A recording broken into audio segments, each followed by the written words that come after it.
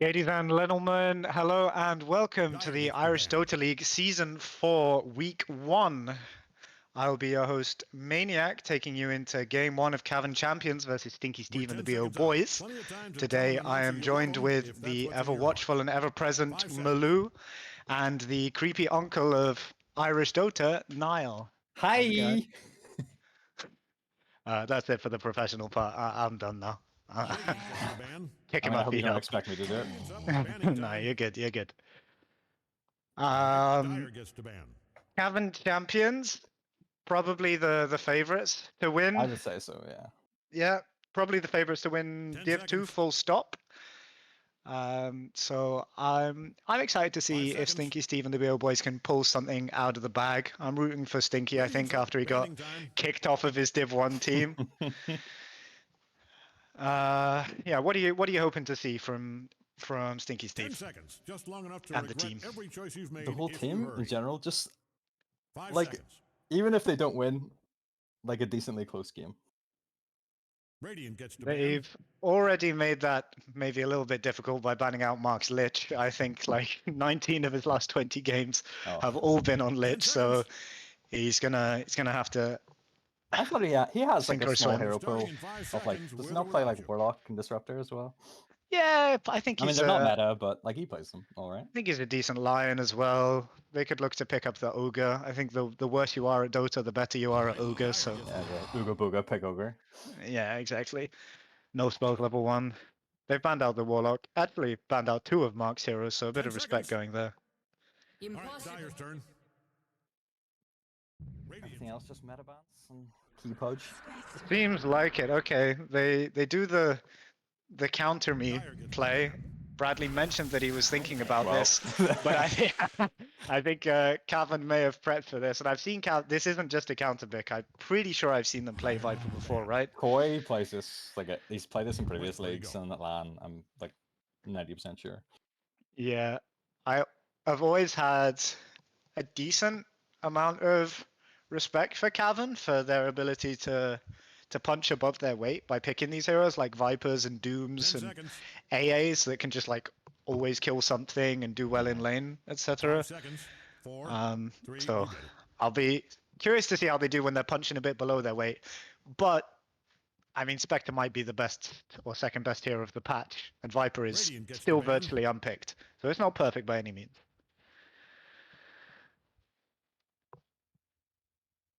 Arc Warden and the bounty bans, they're putting respect on Arc Warden's name. Do you think that's correct? I don't think so. I mean, isn't it unplayable versus not unplayable, but it's very hard against Spectre. Right? 5 seconds. And they're definitely not going to pick Arc Warden second phase, are they? I thought Arc Warden's like a Holy Diver 10th pick cheese. Yeah, I feel like I've only ever seen Holy Diver be last phase picked, and yeah, it tends to be the Arc Warden or the Meepo. So yeah, I'd be more scared of like his puck or something. You know, something that's just like a better hero right now that he plays well. If Stinky Steve and the BO Boys are going into it with the attitude of, as long as the enemy team are playing something fair, then they can at least be happy with how the game goes, even if they win or lose. Then yeah, maybe that's what they want. They just don't want to have some miserable 50-minute slog against Arc. So I don't hate it. Spirit Breaker ban is a bit questionable, no? Yeah. I mean, maybe this new broccoli guy plays it. Well, 8 now. I have no idea. He's the pause 4, right? That he's replacing. Oh, yeah, but it's Cavan the bandit, so I guess they're scared of Key. Oh, right, yeah. Key is probably the person in this game that I know the least about. I know everyone's scared of his Pudge, and but after that, who knows? Yeah, exactly. So hopefully he'll show us. A lot of thinking.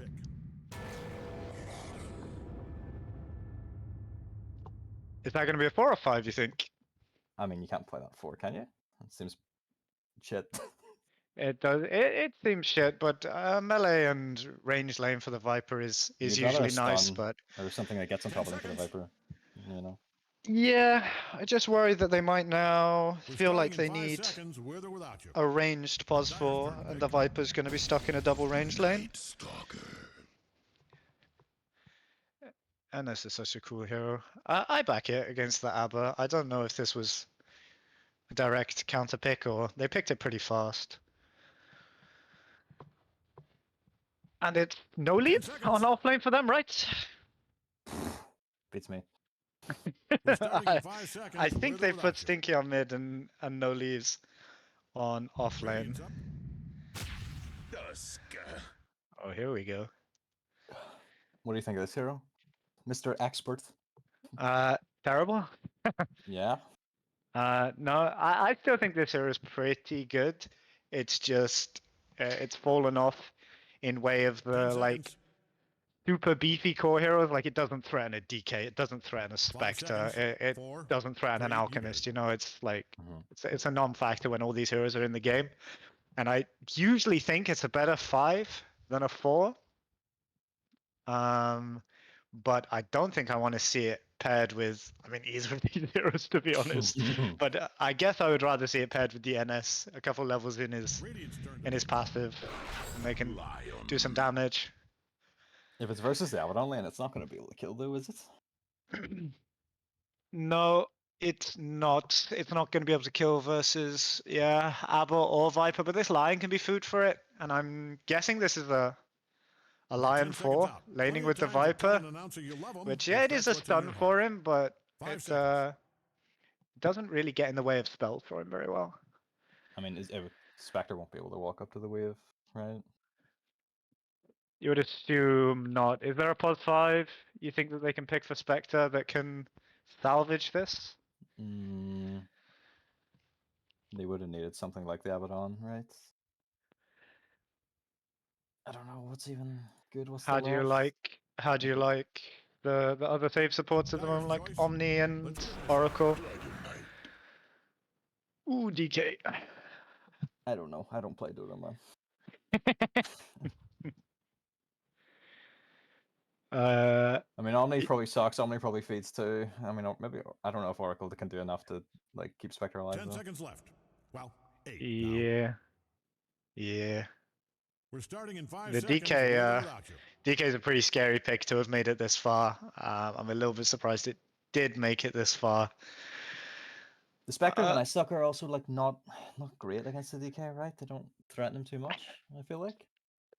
Spectre's one of the few heroes that can, like, it will match up to it at the 40-minute mark, but no, at no point up until that. Like, at that point where Spectre's getting Bloodthorn and Manta and smacking with all the pure damage, should start to shred DK. But she kills But everything at that point, so it doesn't matter. yeah, Spectre. The problem is Spectre is not going to have a lane, I don't think. All right, Dyer gets to ban. Disruptor. There's the remaining run until hero.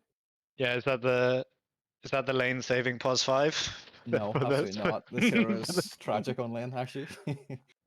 Yeah. Do you? I like Max 10 Glimpse. seconds. Is that the only way to play it? I think it's the only way to play. It feels if you do like Radiant's up. every now and Banding again, time. I'll have a game on Disruptor where I'm like, let's max Q, let's try and win the lane, and then the game will get about 15 minutes in, and I have like 2 points in Glimpse, and I'm like, I regret this. Yeah, but I do also think glimpsing a Viper is not like he's not moving anywhere 10 seconds. as it What are you is. gonna do? Glimpse it back into Spectre? Yeah. 5 They planned seconds. out the puck, so he's not Radiant's getting up. that Banding time. free pick. Do you know much more about his hero pool? I only know the Meepo, the puck, and the Arc Diver? Warden. Yeah. I mean, he's just a classic mid laner. I assume he plays all the Spirit heroes, right? He plays Earth Spirit, I know. I think he plays Void Spirit. I don't know about Ember. 10 seconds. I think Earth Spirit could 5 be a seconds. bit of a menace 4, here. I don't 3, really know you how got they it. match that tempo. The only main flaw with Cavan's draft right now is Dyer gets to ban. their initiation's a bit shoddy, right? Like offlane Viper can feel really fucking tough if the enemy team start moving on the map. Yeah, well, and the pos 1 DKs don't go blink, right? I mean, they can, but I feel like I see most of them just go like what Mask of Madness and Armlet and stuff. Yeah, yeah. They prefer to go 10 the seconds. like walk down a lane and deal with me route these days. They're not Yeah. really trying to 5 seconds. catch people. I mean, you can do that if you win lanes. Like Spectre's gonna have a rough lane here, so you might be able to just like run it down all the lanes at like 25 minutes and win, and Spectre won't be ready to fight. Yeah, I do think they're going to have a serious damage problem on the BO boys with like NS is super timing reliant. Tuskar needs a +1 and Disruptor isn't really that +1. Mm-hmm. So, but the last thing you want to do is move into the Viper and the Abaddon. So, I don't know if they can hold their own on their side of the map. They're not out of it. Spectre's never out of it, right? Mm-hmm. So it's on Cavan to do something. Yeah, in theory. In theory, Bradley Spectre Dyer's never turn to counted pick. out, except for sometimes. When he for when it's buys- in my pubs. Yeah, you think he's gonna go his patented Blade Mail Radiance Mantha He- before He Orchid? knows just He's who to unable pick. to think about another build. Timber Story, that's Is that? That's, certainly a pick. Yeah, it's got to be Stinky. well, yeah, it's certainly. Oh, it's one of the picks of all time. Yeah. It is, yeah, up there. Yeah. Yeah. Um, I I guess think Viper can't Viper strike Spectre and Timber, right? That's big brain. 5 it seconds. is, but yeah, I mean, yeah. they might not have. Do they have the damage to bring down Timber and Night Stalker and Spectre? I don't know. They themselves might run into some damage problems, especially if they can kite Viper. Timber, I think he's a double-edged sword against DK. DK can fuck up Timber, but mostly in the lane, and they're not going to be laning into each other. This is a mid Timber, so yeah, I don't hate the Timber that much. I just hope that he fucks with Abba mostly. Who is ready to win some ancients? All right, it's hero choosing time. Ango, okay. These guys are meta slaves. Except for the Viper, I guess. That's the anomaly for me. I feel like this hero could either literally solo in this game, or I feel like it could just end up having no impact if he fucks up. I mean, I can't see a world where he doesn't have a good lane. He'll have a good lane, but what's the item build? Do you think? I don't know. Do you I just never build know. Viper, or do you build a Wiz? I never know what to build on Viper. I feel like they just go Treads Dragonlance, don't they? And just ram it down. Yeah. Sometimes I see a Mage Slayer on them. It's not that hot this game. I always really like the travels. It's really greedy, but this hero just can't fucking move without it. I mean, if you have a completely free lane, you can get travels up at like 7-8 minutes, right? Yeah. If he doesn't have a free lane, they're in big trouble. I know it's very low probability, but Bradley's a good player. He can pull something out of the bag, I think. Lions. Good enough to win the Spectre versus Viper lane, though. I would be a wreck. We'll see. We'll see. We'll see. I'm not counting them out.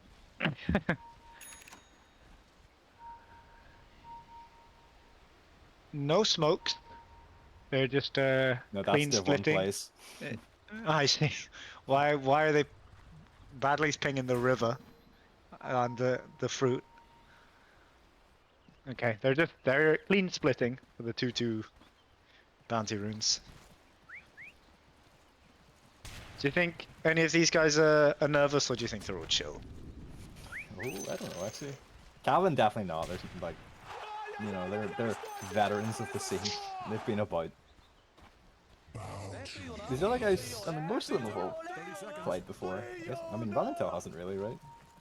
Yeah, not so much. Not so much. I don't know about this new guy on Cavan. Broccoli. Broccoli, yeah, kind of a cool name. Yeah. Who was their support before him? Truffle Snout. Oh, Truffles now. Do we know what happened there? I don't know. No. Kicked? Kicked. Here's how I Dropped. Trouble in You got an Paradise? ancient, Yeah, and they've pizza got party. an ancient, and that's bad. Only you should have an ancient. You kidding me? Get mad. Where's this Abaddon off to? The offlane? Yeah. It actually looks like he is. Yeah, they're doing the range melee. I don't know. Not sure. I think I'd still rather the Lion be with Viper. More kill threat. What does that Yeah, do, really? I think Tusk is Tusk staying up. No, Tusk's not staying up here. They're gonna They go are for trying first for a blood. first blood though. He's not leveled anything yet on Tusker. He's walking up to the lane on Abba. Solo versus 3. Are we They gonna want move the in? Viper, I think. Hello? Yeah, they're win. Oh. Okay, Tusk, big wraparound. Do they have the damage? They should do with tag team. Yeah, they'll get through this. Viper walked here, right? He has TP? Yeah, can we check Viper's DP? Okay. Okay, he's a clever boy. He's a clever boy. It actually would have been so nice for them if he TP'd. It's the smart move by them. I back it. Are they gonna stay? They're gonna go for a second? Ooh, this could be big. It could be big, They pushed the wave in though. but yeah, but the wave's but- kind of in, and I think with Viper plus shield, if he mans up on one hero, he'll probably kill it. And no leaves. Not having the best time, but he does have 5 creeps. Nah, he's actually sweet, to be honest. He's got this nighttime facet thing, he's chilling. Yeah. But they're still pushing in. Key thinks he's playing Pudge. Guys, I can hook. Oh. The Tusk courier bait? Oh, Oh, they've actually done it, the mad lads. they actually got him, yeah. It took him a while, but yeah, his TP will still be on cooldown, pretty sure. Oh, and the tip. And now he's TPing bot. Alright. This is pretty fucking based. I wonder whose call this was, actually. I didn't expect That's a this at Bambi all. call, that's a Bambi call, 100%. Yeah. Guys, can we just... You just stay here and we just fucking kill this guy? Oh, the Tusk all over the place. I think they'll get a line here. The tag team's good, but no leaves isn't feeling it. He could have definitely stayed in range for a Q. He might still get him with the nighttime vision. He doing it himself. Nice, big man. Okay, I mean Tusk has done a fuck of a lot in 2 minutes. So, Viper can catch up, but like I said, if this starts bad for him, it can spiral a bit out of control, but it should just reach a point where they can't lane into Viper, surely. I mean, this has certainly helped a lot. 3 minutes in. I mean, a lot of this game was sort of based on Viper Yeah, right? they've messed up here. I think this is going to be a kill on run and tell. Not a lot that Spectre can do. Okay, they got the courier. Run and tell lives. The level 1 poison attack is actually quite weak. Yeah, it's not. Just a mana drain more than anything, really. It's got level 2 now. Yeah, they're gonna just run into the problem that they don't really have spells on top lane. Like Spectral Dagger just does not compare to the likes of fucking shield and poison attack. Tuskar picking another one up. Lion dead without TP, and Spear not really getting too bullied for it. Honestly, getting a good amount of solo XP, but NS also started this game with solo XP. He's chilling. Key might be a better Tusk than you. Yeah, he's up there. He's up there. Might ask him for tips after this. The brain rot kicks in at 3,000 games.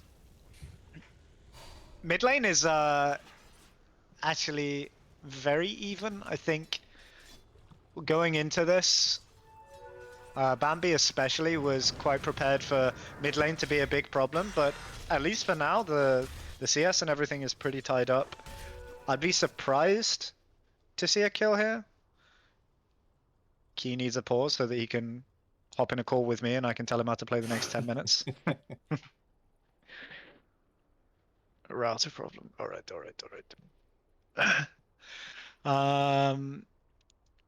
Yes. How do they get a kill on the board?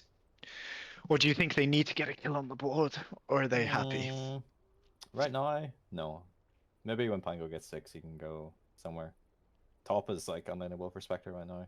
right? Viper, I mean, it is right now, but Viper is currently lower net worth than Tusk. Yeah, but that's just because of the carry on at the start. Yeah, the incident. The next like 2 or 3 minutes, Viper will catch up. No problem. Yeah. They haven't been super disciplined with the waves up top, so if they keep shoving it backwards and forwards, I think Spectre is happy enough, although she's not the highest net worth herself, but she's never Mark's going on to top be. of She's it. a Camp's Spectre. blocked. He's got his easy camp on block. Yeah, that's If true. he stacks at 5 minutes here, I think they actually might be all right. You know. He's got the good camp. No fucking Yeah. kobolds. Do you think we'll see any mid lane rune action? They both kind of want the power runes. And both have pretty decent supports for it. Yeah. Yeah. Pango wants it more. Pango is going to rotate with 6, whereas I think Timber might just park his arse here. I hope so. I think the only...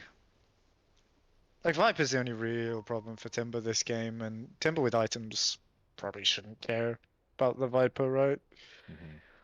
Like, how much does the Timber really care about getting broken a little bit? I mean, if Timber's getting broken, Spectre's also not getting broken, right?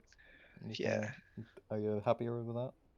The Timbers are buying Ags a lot these days as well, and I think that works fine through the break, right? I actually have no idea how that shit works, to be honest. I know it gives big shield that makes go explosion when it ends, and Timbersaur can't die while it's on for some reason. That's about it. Right, I'll read Twitch chat in the meantime. Any Indo Pride? No, they're not out in force today. Close, but not quite. We've got an Imprint Esports link tree in the chat. Who allowed this? Okay, game's on. Who do you think is the favorite in Twitch chat to win this? Not on terms of like skill, but who do you think Twitch chat are rooting for? Gotta be Run and Tell, right? Yeah, surely. I feel like even though Cavan might be like the longest running team that I've seen, other than maybe Imprint, DK just kind of dying to spells. Maybe. Oh, does he get out? Oh yeah, she lives on 15 HP. Oh, that's a bit of a sad one. Still going. No leaves going in. Oh, for the... Oh no! Oh, if he could have gone the TP cancel and the kill, that would have been actually so over. But he's still ATP'd out with a double wave under his tower. This is pretty fucked for him. Has to do the walk of shame back without any boots. Meanwhile, Tusk gating top. He doesn't have snowball, so he'll struggle to close the gap a little bit. But the wave is in prime position for this. But this isn't going to be as easy as it was the last couple of times. Level 2 shield, level 2 heal on Abaddon. I think he might have been spotted out by the creeps here. They're playing very passive. Oh, a roll on mid. Stinky knows how to play it. Oh, holy diver! He doesn't have any mana. It's a good timber chain. Fucking hell. Whew. Okay. Should be able to Neither. secure the rune though off that. Yeah, that's true. Pango's decently happy with that. Meanwhile, the go out onto top is a little bit too hard into these levels, I think. They're not too sad as long as they get Koi, but Lion moving in from above. Bradley's dropping and the glimpse is back, so he's not going to be able to glimpse the Viper. Oh, and the last minute shield. Oh, it's actually... Oh, Bambi's upset. Oh, Bambi's upset. Items on ground. Go next game. Yeah. Yep. He's queuing the Blade Mail Radiance. Midas. He's gonna TP hit the camps. Not coming out for 20 minutes. Yeah. It's yeah. It's not the end of the world. The wave's in his face, but they're bringing Tusk back. They need to start the fight on Abaddon, I think. If they get him out of the way, the Spectre can fall decently fine, but yeah. These cards are a bit troublesome. Viper's not hitting, they're just sacking the Abba. Alright. They get a revenge kill. It does go on to Run and Tell, not ideal, but they're still playing the game. Probably hoping to catch it from someone. Holy Diver having a little look. I'm guessing he didn't get. They shouldn't. Timber's, I'm. Timber's on the way. Oh yeah, Timber sees him. Timber sees him. I'm guessing he didn't get a relevant power rune on Holy Diver, maybe like an Illu or something. Or they're going here, but this is going to be a 4v2. As long as they get the Viper out, the Pango's not going to provide a problem. Good stun out onto the Tusk. Tusk dies. Double man whirling death. Meanwhile, Bambi up top getting clicked down by Pangolier, but Pangolier's out of mana. They have the Chakram out onto Lion. Lion trying to mana drain it up on Runatel. Stinky's trying to do as much as he can, but he's splitting his targets between them. Broccoli should drop here, but I think they're probably going to bring down Stinky afterwards. Good Timber Chain out. Tower hitting him up. Holy Diver's still not a lot of mana to play with, and Stinky Steve has bottle charges, but manages to get him clicked down. Spectre... Come up for air, man. Spectre... Runnintel's not going to get his job back after this. Well, we can trade. If he wins this, then he can become full-time Irish Dota League Slayer, and I'll complain about my job on Twitch stream. Talk about serial killers. You know I have to go to work in 24 hours now. God, and I'm casting a Dota game. Who's your favorite South American war criminal, man?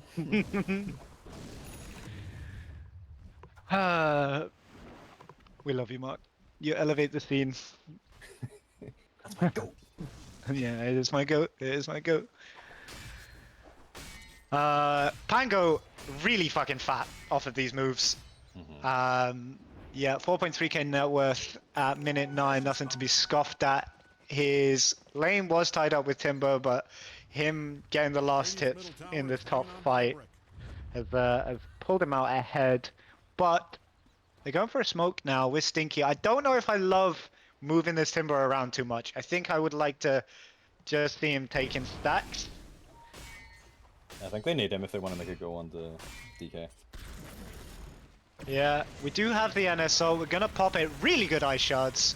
Really good ice shards. Should be impossible to make a turn here. Yeah. Indeed, Lion should fall next. They're not feeling the dive. They have glimpsed back the Abba, so this is a solo Lion. Runatel did run under the tower for this, so he is gonna sadly fall as a trade, but Stinky Steve is very happy with the double kill, putting him again in contention for highest on the net worth. This is the reason why people don't love Viper so much, right? It can bully the lane to no end, but this tower is still fucking full HP. This hero tickles towers, and with it just turning nighttime and this tower falling way faster, they could look to gate up after this. Looks like they're not that interested in moving into the Viper territory. Disruptor just gonna leech some XP, I think. Kind of a little bit underleveled. This can be the nice thing about Disruptor when he's like arriving to these first. If they start to move down now, they can't physically escape on Cavan because Disruptor will bring one back, so they do have to fight here on Cavan, but I don't think they have a problem fighting into Disruptor Tusk. They brought Holy Diver as well. They want to get this tower, and indeed I think they're just gonna get it slowly but surely.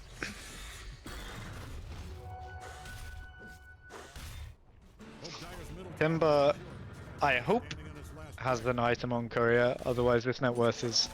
Yeah, okay, he just got the Kai, He's gonna be doing a lot of damage. Oh, we have a haunt. This sound effect is still global. Broccoli's got lost on his way to the top tower. Yeah, these jungles can get mighty tricky at nighttime. Walking up the stairs. But Spectre's gonna need many more of these, as he's neck and neck with the Tusk in net worth. Did he get the kill on Spectre? I'm not sure. Likely not. We have a roll now on to NS getting stunned up. No one taking a ton of damage. They're a little bit split right now. Good glimpse back onto the Lion, but not before he got the finger out onto No Leaves. No Leaves possibly going to tick down. Should maybe just choose to deny himself. Gets last hit up by the Pango. Viper now sitting in the Chakram. Doesn't really care. Saying, I'm the first pick Viper, I can move into Stinky Steve any day. Good kinetic field, gonna hold them off from the kills, but not gonna hold them off from the tower here. And there's a shield rune top.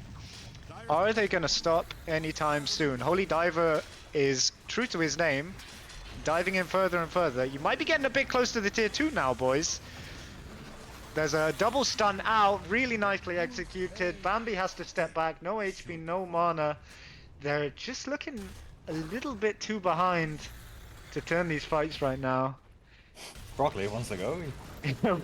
Broccoli's manning up, he knows there's no step. Holy Diver's diving tier 2s with no mana. Stinky Steve needs to get out of there. This, if they keep playing fights like this Aber is going to be a huge problem, right? They're so unthreatened. I don't typically love the Abaddon hero, but when it feels like they have to... Yeah, when it feels like they have to chuck the whole kitchen sink at one hero, that's what Aber lives for. What do you think about Spectre going this? I know Spectres normally go this Orchid first now, but against Abaddon, you think it's still the play? I think if he tries to get Radiance, it'll be too late. And speaking of too late, they might have stayed around a bit too long, in fact. No Leaves has used his ult, but Tuskar's going to be dying first. Good glimpse back onto Holy Diver. They get the Whirling Death onto the roll, but Stinky Steve now getting stunned up. A little bit too much control from Radiant's side. They're just not able to get anything decisively going their way, and Thea picking up a triple kill. No Leaves fleeing off to the mid lane. How do they turn this around? My handsome analyst who doesn't play Dota. Yeah, that's not fight somehow. Not fight, but Spectre can't farm back into it. Yeah, but... exactly. Yeah. Yeah, call it? Yeah, go next, go game 2. Yeah. I Maybe they needed to pick, if they're gonna pick Spectre first, maybe they need something that makes a bit more space than an Ice Stalker. Yeah, I respect the attempt with the Spectre first pick. Yeah, it's kind of a test hero where you have to see if the enemy can answer it, but you're doing it against probably the best team in Div 2 and probably the most experienced team in Div 2. Like, if there's one team that are gonna back each other up, it's gonna be Cavan, right? These mad lads, yeah. Yeah. Have they... Is this the, You've been around in this scene a lot longer than I have. Is this the Irish Dota team that has stayed together under one name the longest, that you know of? Them or is it them or Imprint, maybe? I don't know. Cavan and Imprint are like the two classic teams, I would say. Yeah, they were both playing in the first league that I played in, so I don't know further back than that. But they've had quite different results. Scene was dead prior to Dota League Season 1. Yeah, you revitalized it? Yeah, basically. Well, I sort of, like, you know, wanted to play some competitive Dota, so I was like, fuck it, I'll make it. I'll make it? And then just signed up. I was like, yeah, I'll just do it. And then that's basically how it all happened.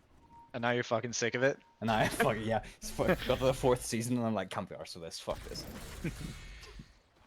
Stuck with organising it, but don't want to play it? Yeah. Blink's really ruined it for me. Just keep updating your website, alright? Yeah, okay, yes.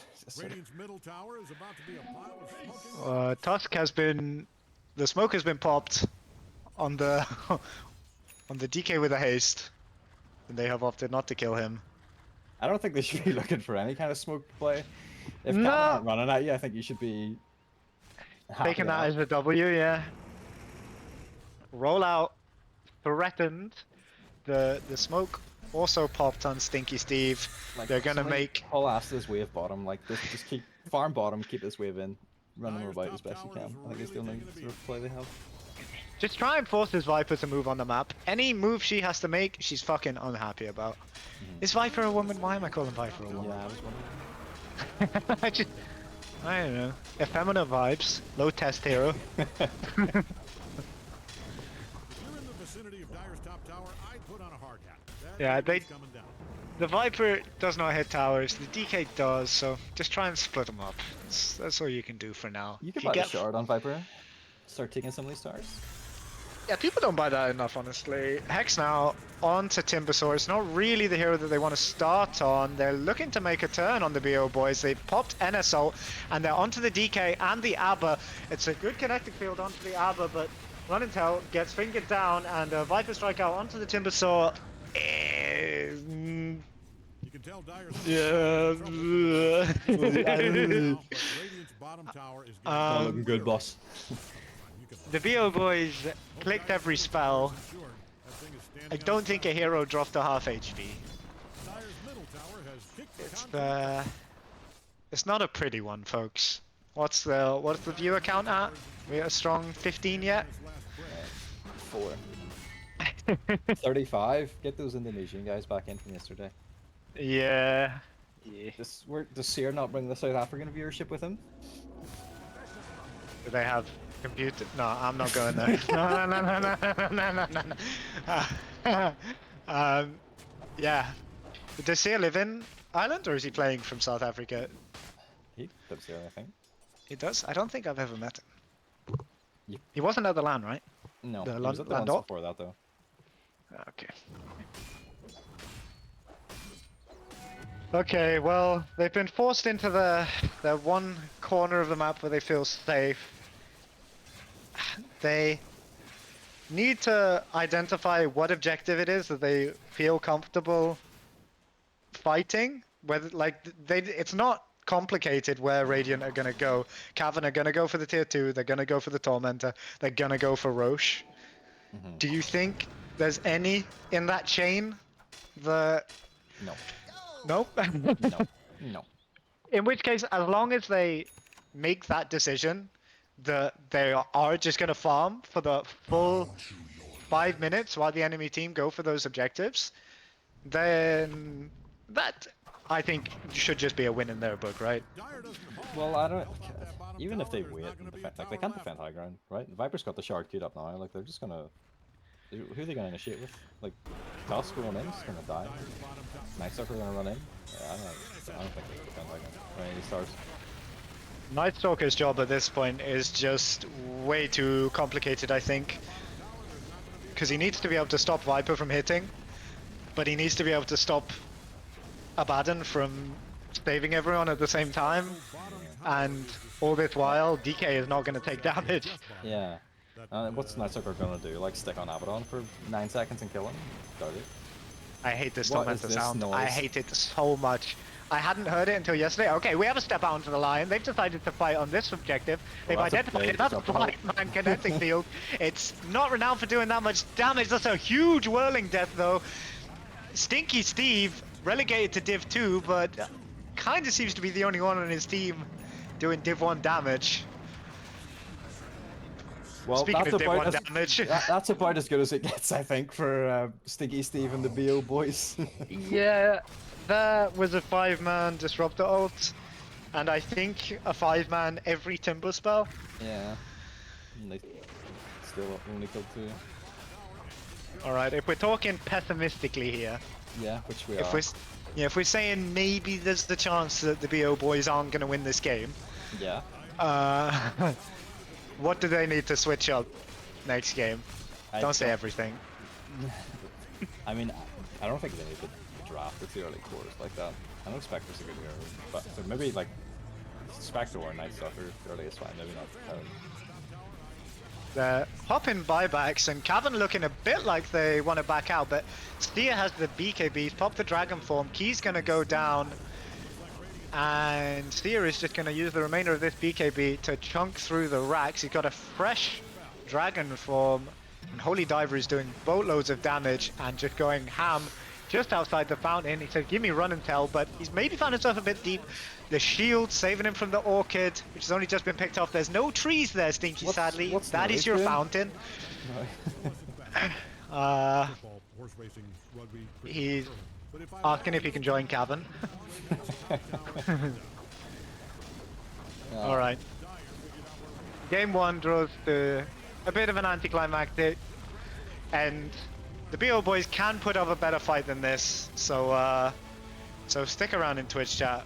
We'll be back for game 2 shortly. Fingers crossed.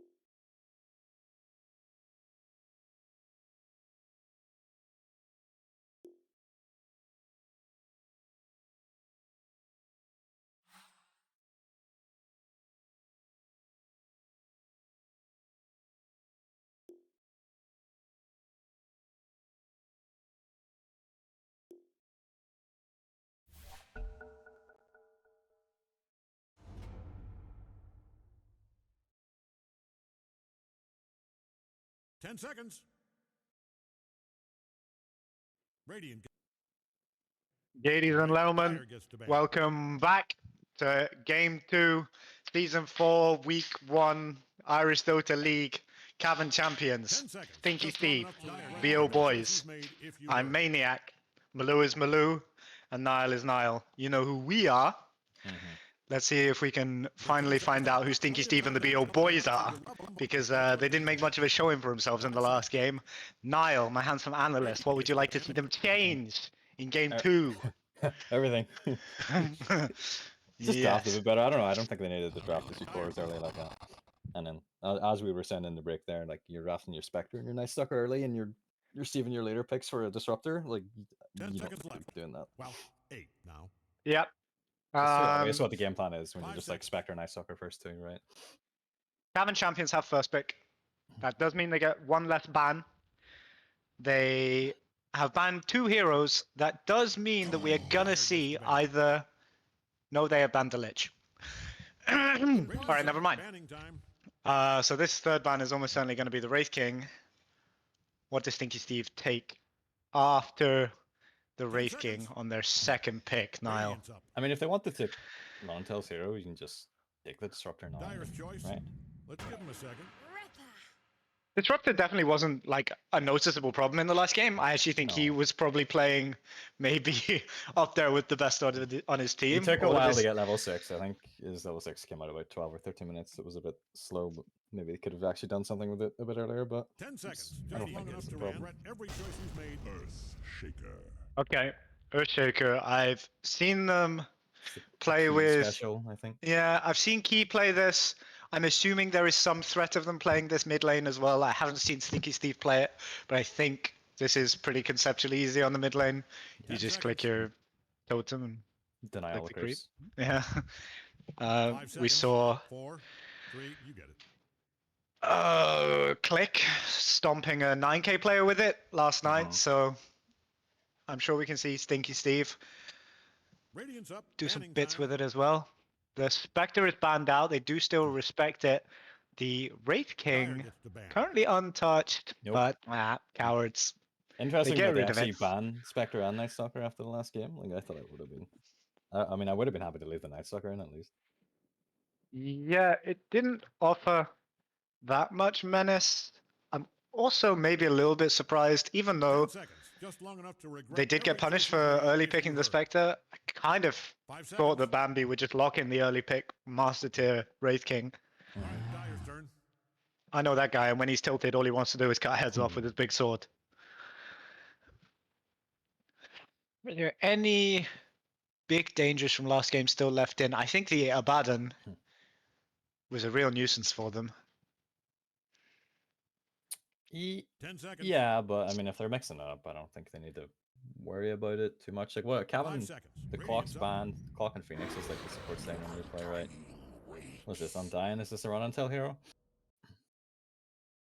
I like this opener more. This is a lot nicer. There's flex in the Earthshake. You don't know exactly Yeah. where the first pick's going to go, but he's a strong meta hero, and you've got like a 10 lane seconds. dominator. Plenty of time to tell an They're announcer to both love 'em strong if team that's what's in your fighters. heart.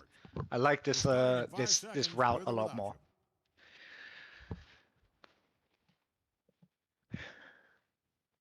Both teams picking a lot snappier than they were in the first game as well. A lot of thinking going on in the first game. Maybe now they're warmed up to captain's mode, which No is thing. definitely a thing. I mean, the first few picks, I feel like when you're playing games like this, the first 2 ban phases and the first like 2 picks, you should have a You should, yeah. pretty good idea what you're gonna do. Like if you load into the game and the first pick is like, right, what do you want? It's like, your pick. Jakiro is, yeah. We have bread and butter, folks. This is like a cover all bases hero, right? It does a bit of damage, bit of team fight, decent lane, decent 10 late game. seconds. Does nothing spectacularly. Jack of all trades, master of none. 5 seconds. It should lane well versus either of these guys on support, the Shaker and the Undying, right? I assume the Jakiro does pretty well against the Undying.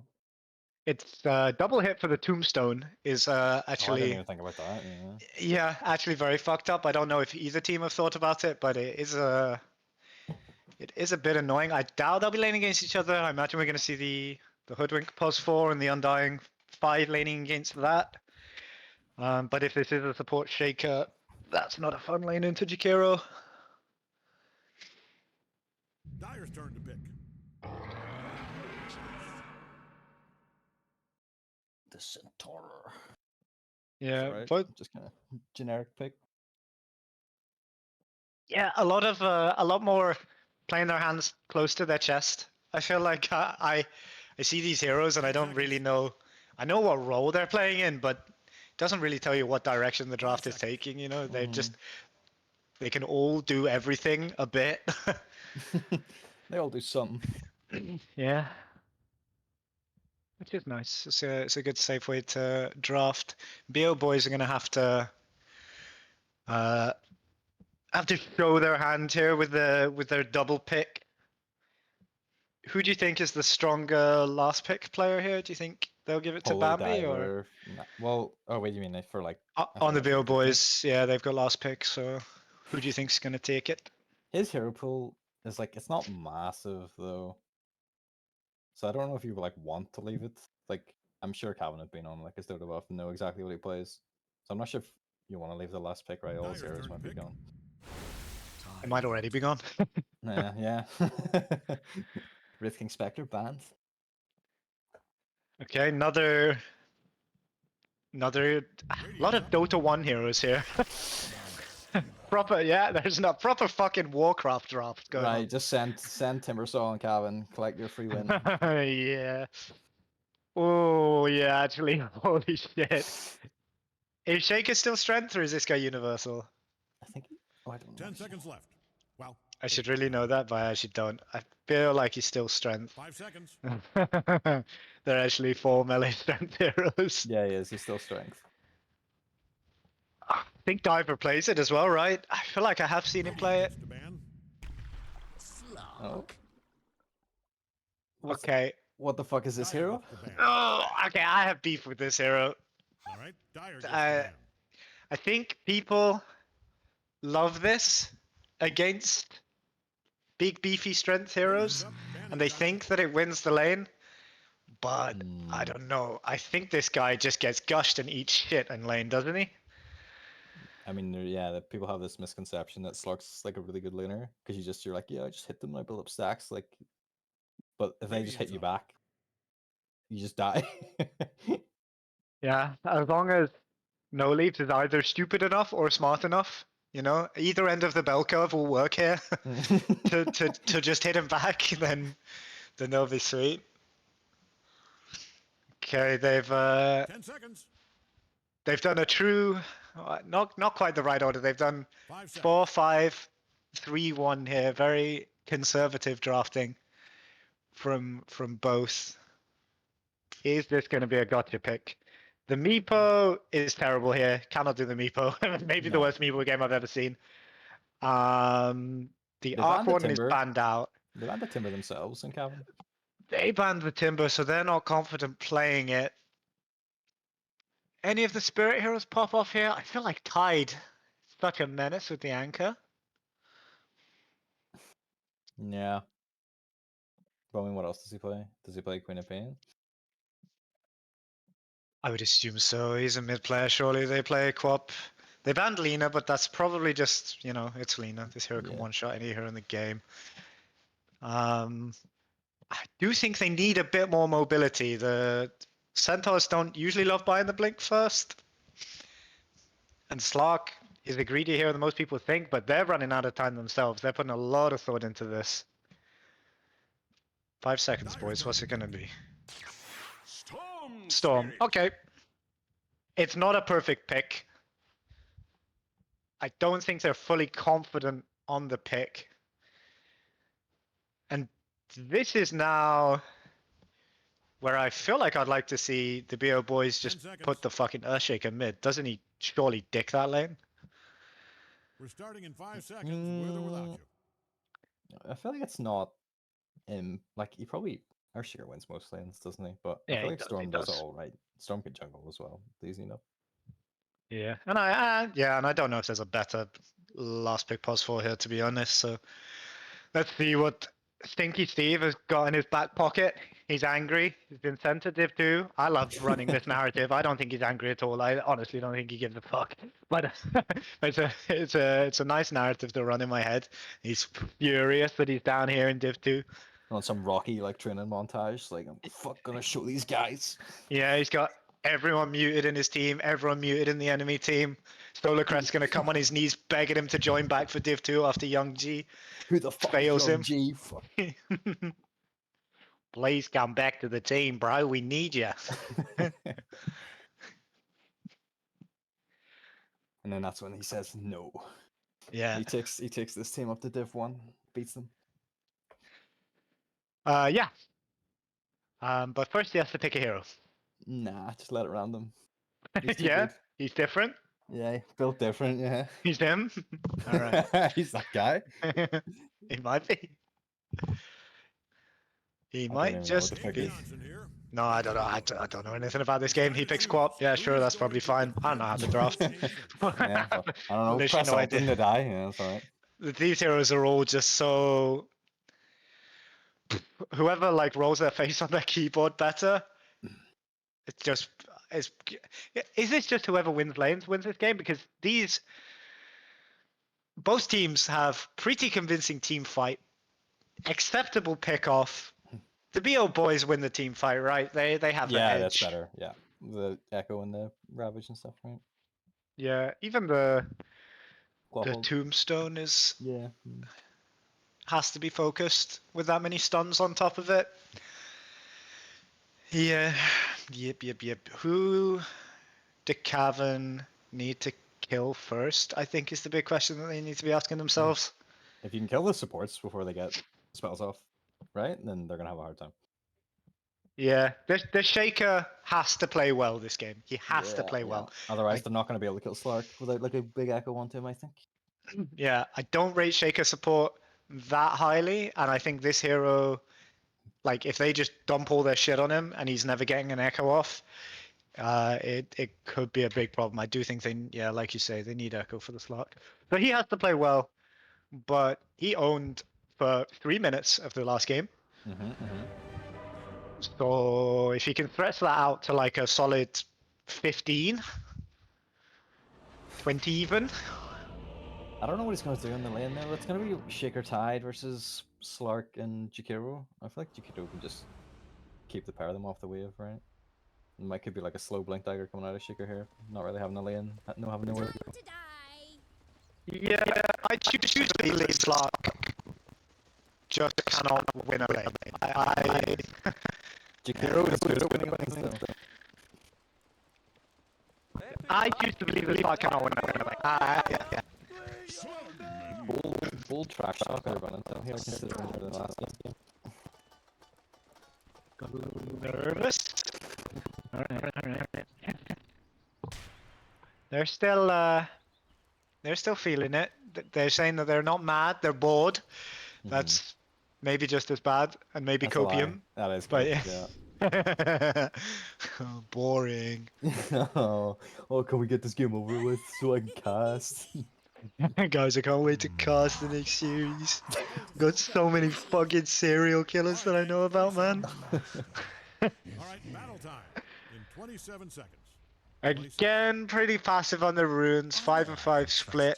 Needs a team feeling the aggressive plays, which I think is fine. They're all very decent level 1. I don't think you really want to play into Undying level 1, but Jakiro's a bit of a menace to walk high ground into, so the 2 for 2 split is fine. No leaves, just poking his head out, seeing who's here. King, the field of dreams, the world of war. Okay, yeah.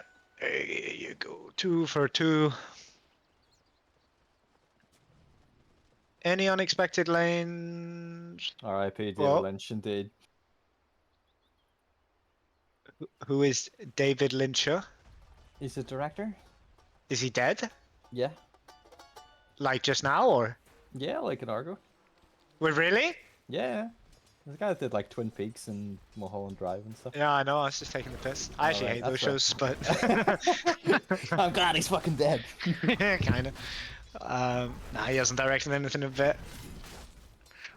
They've put the Jakiro versus the Undying and the Lifestealer for the double hit, I assume, against the Tombstone. Okay, I kind of read this. Yeah, yeah, I think I do too, but I mean, Undying LS versus Centaur. Surely they should still have a walk in the park up here. LS should?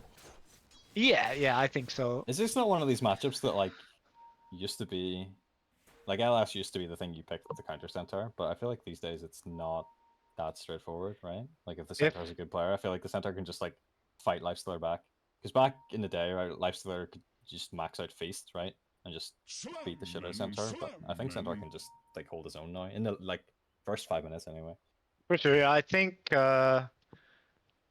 before his only option was to fuck himself over with his with double edge, but now I think the good centaurs just max retaliate and Lifestealer doesn't lifesteal through it, and then he's just getting traded by a 70 damage centaur. Lifestealer hits like a wet noodle too, like low 50 damage, doesn't do anything. What's Centaur's right click damage? Like 70 probably. Yeah, but I don't think Centaur can bully him out, which is at least a better scenario than they had last game. Indeed, a more passive start.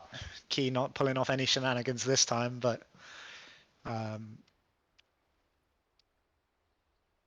Undying against the Centaur might be the tipping point for it.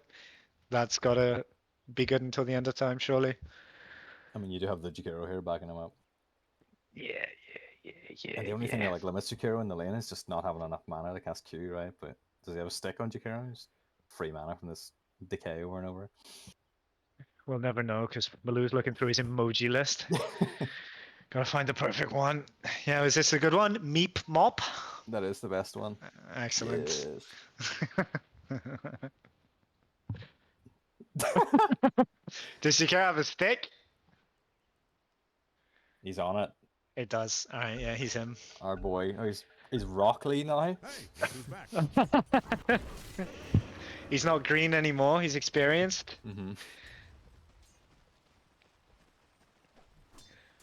Yeah, I don't think they have to stomp the lane. This is just a chill out, let Lifestealer get his armlet if he goes for it, or just chill out and rush his Radiance if he feels like it can. Games with a Shaker support are always kind of on a bit of a slower tempo because it can take that hero such a long time to get the blink, which he needs. So I'd be surprised if they made too many aggro. Well, I wouldn't be surprised if they made too many aggro moves because they're terrible, right? But well, uphill mid. He won the oh. Radiant's middle tower is hanging on by a brick. Teeters.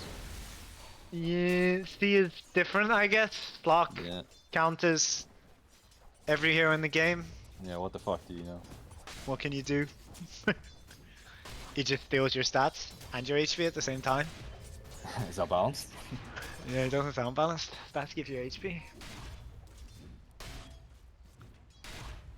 They've unblocked the camp though. They should be sweet. Just keep wave control. Mid is where I hope to see shenanigans. This is like a fun one. This is a matchup oldest time really, and I don't know who objectively wins, but Holy Dive is making it look like it's Storm Spirit, or maybe it's just him. But Stinky Steve only needs to get a third spell off here. Okay, Slug's a terrible laner, what can you do? Just can't trade into anything. Gosh, oh! Bambi just needs a couple more clicks off, but meanwhile Key manages to finish Jojo Baggins in the bot lane. Run until scrapping it out. Jojo Baggins now falls to... Key now falls to Jojo Baggins, sorry. So, a very active Malu's going cross-eyed here. 1 minute, yeah. Well, mid lane, Holy Diver clutches out the kill on Stinky Steve. Stinky Steve not happy about that one. Something like this had to happen, but that's cringe. That's cringe. Ooh. That's a draft penalty next game, Cavan. Yeah, that's messed up. Top lane now, Run Until kind of came off of the worst off of this resource trade. Mr. Rock Lee, higher mana and higher HP. But I don't think you win this by dumping your spells on Bambi. He's just going to heal back up. The wave is going to come to him eventually. That courier dies in one hit, yeah. Taken too soon. Can you bring your last hits up, Malou? Ooh. Put it away, put it away. Yeah, can we get the buyback status? How they doing on that one? Okay. Cavan are winning that one as well, fuck. Oh! Holy Diver, turn of the century? No, not quite. Key again with these early game rotations. He's kind of been popping off with these, honestly. This guy's kind of the gank goat. Doesn't get the bottle refill on Stinky Steve, but there's going to be a bounty rune up top. He'll be able to heal up.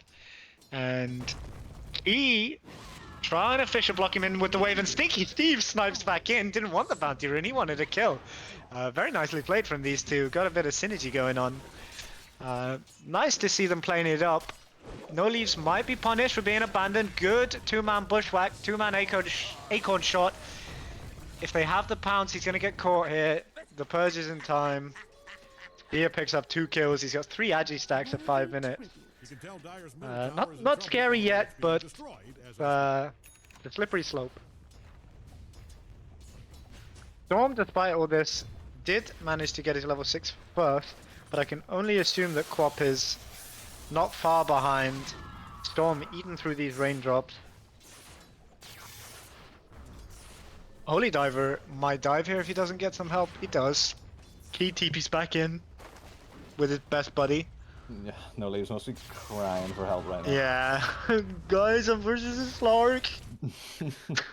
This hero's insane. I've got 9 last hits, please. Yeah, I don't have buyback.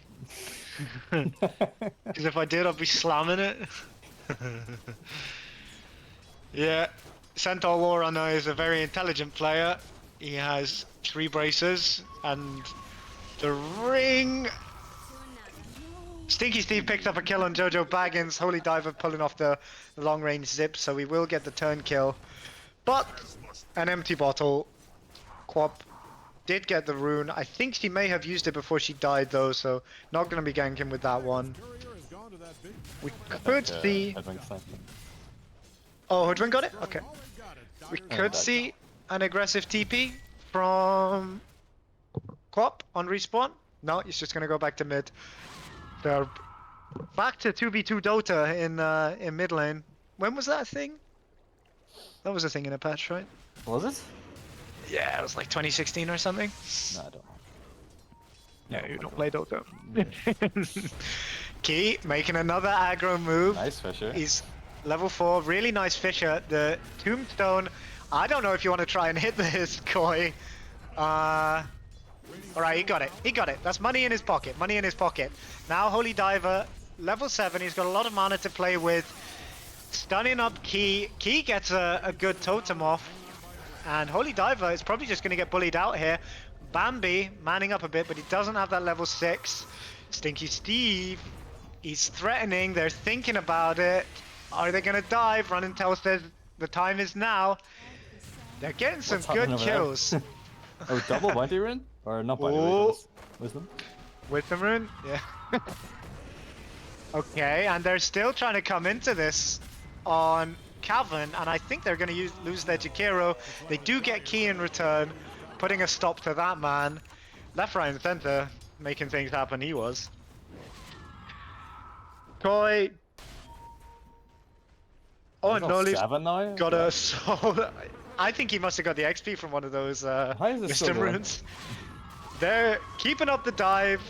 Quapple used. Good bushwhack out though. If Sia can clean this up, he's gonna be so fat.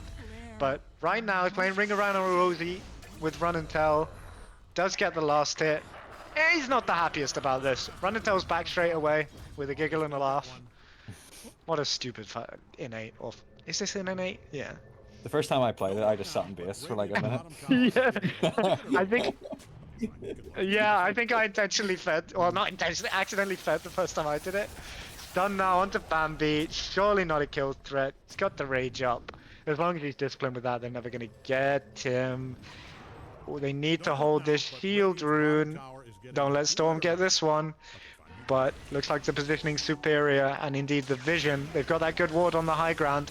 Storm can now do whatever he wants with the shield rune, and Key's gonna fall again. Could we check Shaker's blink progress? Because that's gonna be the crutch of this. 900, not bad, not bad. He's looking at probably like a 16-minute blink dagger. As long as he gets it, they're okay. Their bottom tower is in trouble, though. They're making a lot of plays on the map on the BO boys. I'm kind of happy for them, but the net worths are still not looking that hot for them. Sia is putting on a performance this game. 5k net worth, minute 9 on a Slark is not that easy to do. What's he building? Centauro used, maybe just an attempt for the kill mid, because neither of them were threatened bot. Alright. I think Storm Zip kind of does the same thing as Centauro, but... It's just testing it works, it's fine. yeah. Chinese Centaur. Maybe you meant to ping it.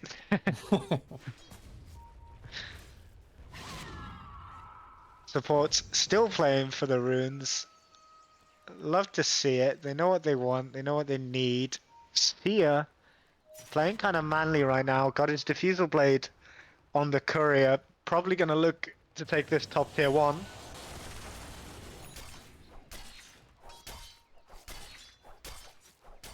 I think both teams are happy to fight, right? I mean, things were looking very grim there for the BO boys until that 3-minute long fight they had, which sort of like recovered things a bit. But it didn't really do anything about Seared on the Slark. I think Seared's still having a good time. He's got diffusal blade already.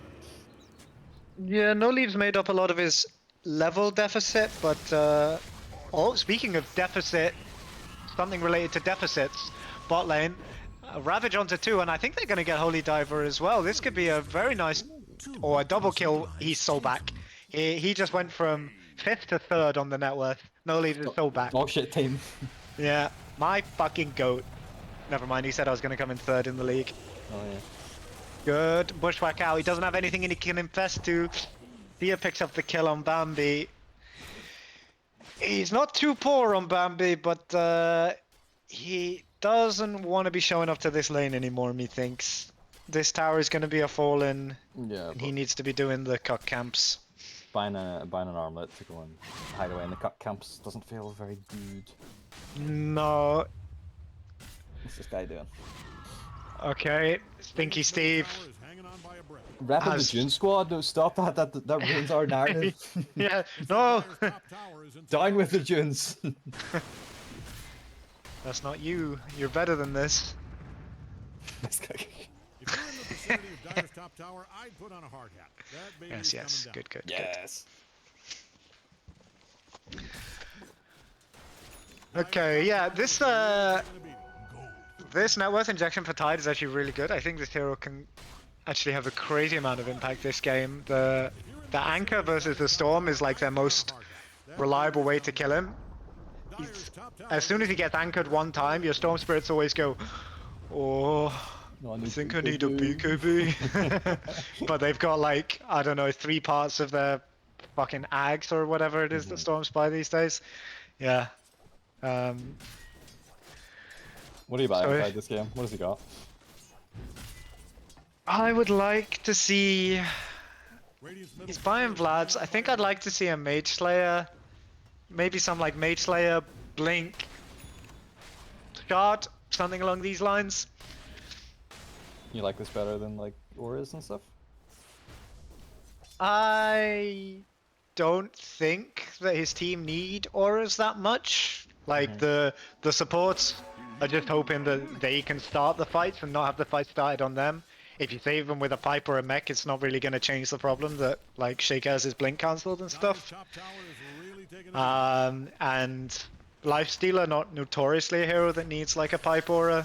So yeah, no, I think Tide just needs to have as much independent impact as he can. I wouldn't even mind seeing the Ags later on, the ground target, really good for Slark. I love this Ags. Very strong. Quap blinking away from the manly Storm Spirit rune. Ooh, how's that happen? Where was that? Go now onto run and tell. He's gonna pop the ult, but that's 3 heroes and a tower that you're not gonna be defending alone, my boy.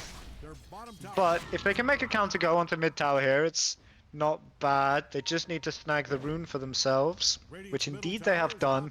Storm Spirit must be a little bit upset. I don't think he's gotten a single real active rune. I think he got an Illu rune once What do just you think now, he's saying but in chat? probably hoping to catch a glimpse of him I don't know Holy Diver that well. Is Holy Diver a tilter? in the sky. I don't know. No, when, I do hope you remember we were beating them at LAN? You remember we were like absolutely stomping them, and then the rest of them started all chatting us, and they were like, "Guess what? Holy Diver just said." Oh yeah. Be positive. Maybe it Be is positive. PMA. We just need our items or whatever. Yeah, yeah. Okay. He doesn't care then. Okay, go now. The power shot being charged. Ravage out. Should mean that you can dodge this. The Echo Slam's good enough to catch the Slug with the Quap ult on top of it. Double kill for Stinky Steve. But now they need to be a little bit careful. Holy Diver chasing up the Quap, but he's used all his mana to do so. He will get him. Maybe out of position now. We'll see what No Leaves opts to do. He's the raid boss in the middle of this. He opts to TP to base, which is going to sell Run and Tell down the river a little bit.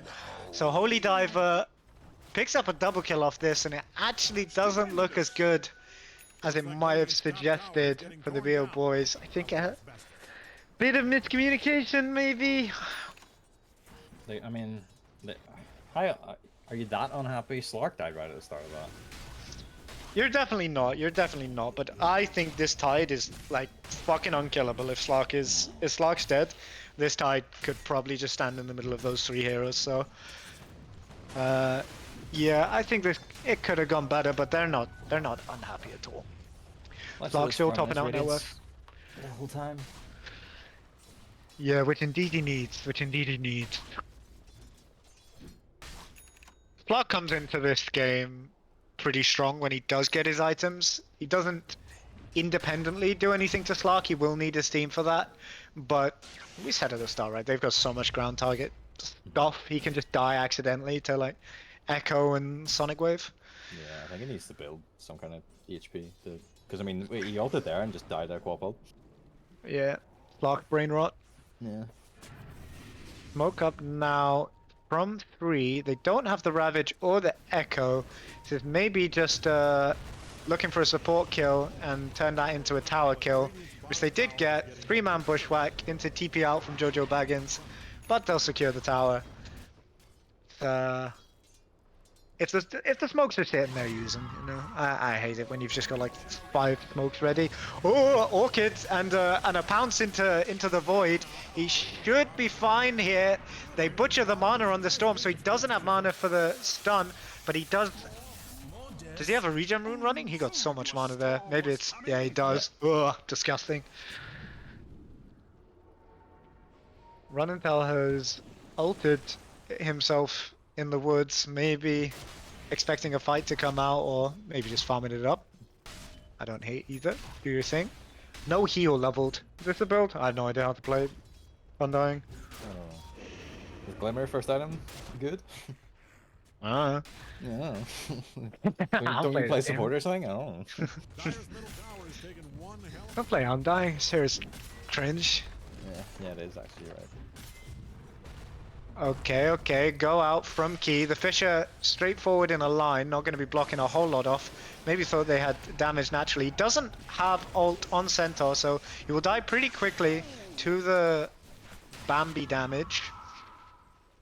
It's good for him to be involved in these kills. I think he's choosing his fights well. I like that he's not just completely egoisting it up in the woods. I think you have to with the armor. Yeah, for sure. Looks like they're interested in fighting this. The Hoodwink ult is charging up and threading the needle between 5 heroes. He's solo died. Are they gonna... Both supports are just dying the storm. Yeah, Storm got an... Arcane rune. Yeah, regen rune first and then an arcane rune now. That's Kaya as well. I mean, Yeah, Hope Dyer's right. I- middle tower is short. That thing is standing on its but brick. Dyer's middle tower he's is trying to get to an Orchid.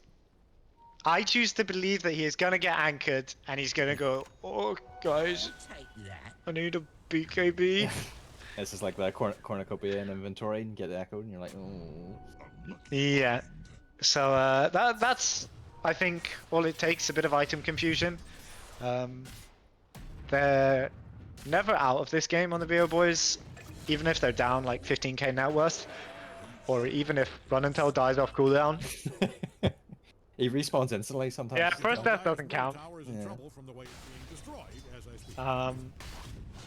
Yeah, fights are always winnable, but indeed, maybe not like this. Does he choose to Ravage here? He gets silenced, he gets orchided, the Echo, bit of miscommunication here. Sonic Wave out, Storm dies, a Ravage could have been all it took here, I think. He wasn't sure whether to click it. Key blinked into the ice path, I think it was. He was without a massive echo. Yes. These spells, they can be so tricky. Wish I could cast them the next time. Yeah. Storm Spirit goes down. It's probably gonna halt the push on the tower. They do again. They've actually got a general objective take issue. They can't really hit Roche. Can't really take towers. No. Blocked on his way to the axe. No BKB. Stark can't hit Roche, but you need to like win a team fight first and go stacked. Yeah. In my experience, and this isn't copium. It's copium a bit, but in my experience, this is how you lose games. All three cores are trying to push their advantage into buying some like fat win the game item and not a BKB on the side of Cavan champions. And so they can just die to like, if they just get echoed from fog or sonic waved out of position or something like that. Like there's always a way to kill them, and when they're this far ahead on the cause, they're gonna give so much XP and gold, especially if it like happens to be a solo kill. So there are ways to edge back into this game on the BO boys for sure.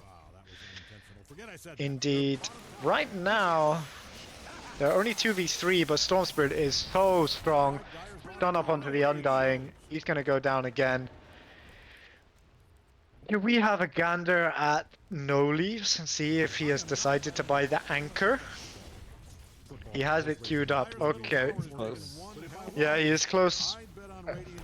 Yeah, he needs to get that, and he needs to click it. And I think if he succeeds on those two things, they might be able to win a fight. They could be contemplating a dive here onto him. The BO boys need to take a fight in their own terms. I think they just need to like smoke up and just press all their ultimates at the same time, kill something. Like, Yeah. every single fight is Cavan starting on them. And I know it's like, I mean, they're Cavan are on your side of the map, yeah, but The same as the last game. They just need to identify which of the objectives that are in the flowchart that they want to do something about, and smoke up and prep it early. Shake is TPing in now. Maybe they're making the call this is the one that they want, but they just have to be ready for the Storm Zip. The Storm Zip is onto Tide.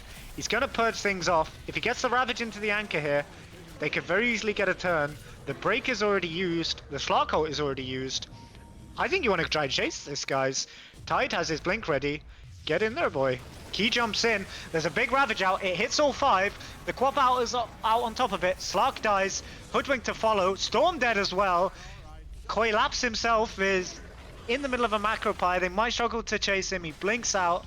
No leaves. Gonna try and catch the Jakiro, but a good Glimmer Cape TP out. There you go. press button at the same time, win game. Yeah, he gets the haste rune on Centaur. He's gonna be fine to get out of this one. The I think trying to start by killing Tide. Check how many Cavan players just queued up with BKB. Yeah, rune cycle. There it is. There's one. Yeah, there's There two. it is.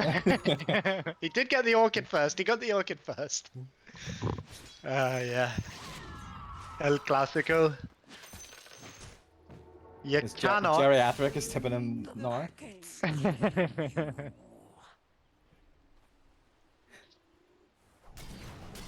25 seconds late on the tip. Oh, I don't want to hear that noise. Thank you.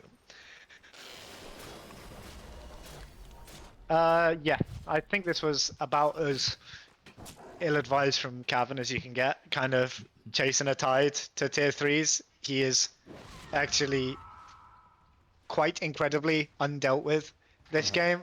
They only have the one break on the Hoodwink, and he did not use it in time, and so like the Orchid does nothing, the Storm Stun does nothing. He's guaranteed to get all of his spells off, and he did get all of his spells off. And I think if you get in a 5-man Ravage, you're probably winning these team fights with this much team fight on top of it. I mean, look how much map control they've gained as well now. Like Cavan are just playing their own side of the map, like hiding away. They're scared. Yeah, and it is actually just straight up just fear. Like I don't think they have to be that scared. They did use all of their teamfight ults, but they're like, oh, I need to be gold. Yeah. Nothing will happen for the next like 5 minutes while they farm BKBs. Yeah, which is the time that the BO boys need to identify that. Well, actually, I'm not sure. Do you think they need to identify that? Look, they don't have their BKBs. Lifestealer has one built in. Just go fight them, or do you think they just take the time? Because it's a 50-50 map split right now. Yeah, I mean, I'd still, if they have all cooldowns up, I think they should smoke on the pro pick at least. You know, at least like try and delay the BKB on one of these cores. On the other hand, it's gonna be The Cavan. reverse. Cavan smoking up while Sia pushes the wave. The wards are It's- still in the triangle here. They know Lifestealer's in here. Yeah, it's good positioning, but they need to get a good start on LS. We're going to see Bambi's reactions here. A little bit slow. Can they get the follow-up stun into the ice spot? Looks like Bradley's going to go down. I think they're sacking off this fight. They did choose to take this fight into... How did they not reward this Radiant Ops in the triangle? Like it's... Yeah, it's an unfortunate misplay that might lose to you getting buybacks forced here, or just a 4-man Echo Slam into a Sonic Wave. Corp still has a BKB running. Tide's gone in with the Ravage. Is this a little bit ill-advised? Queen of Pain following up, got the anchor out onto the Centaur. Centaur down, Jakiro to follow, Stinky Steve manning it up. Slark deciding now's his time to turn. Slark thrives off these fights. He could clean a house here. Good blink out from Tidehunter. They're all right. But these are Slark dream fights. You're not unhappy, I think, if you're the BO boys. No. Considering this started with your Lifestealer dying on a ward that shouldn't have been there in the triangle, I think well played from Key with the 3-man Echo and them having the heads-up knowledge that they are strong even without LS, but now they need to protect each other because Slark's going to continue building these up. The anchor is good though. He doesn't have the BKB yet. He's ulted up, hitting the anchor. Can they hold him in place? He's pretty low on mana, but I don't know if they have the tools to chase. Koi has come in. He's got a 3-man stun. And Orchid up onto the Lifestealer. Lifestealer to fall again to this. He needs an answer to the Orchid. It's twice now he's died to it. Oh, it looked like it could be good for them, but... seems all they can do is all chat. Radiant's bottom tower is getting obliterated. Okay, fine, you can look. Yeah, It's kinda Slark's so funny. close to this BKB now. Yeah, and it gets tricky again. Storm just picked up a DD. That's... I wouldn't want to be dive supports right now. Yeah, Key's got a good point. You're not meant to be able to TP there, but you're also not meant to see it.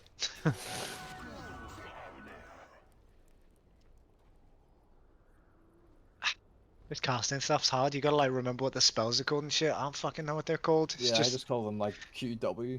Yeah. Yeah, quad Gotta presses remember the Q, players yeah, as presses well. R, yeah. And they try not to call them by their actual name. Yeah, also a tricky one. Bambi, who not the to- fuck is Bambi? Try not to dox the entire server.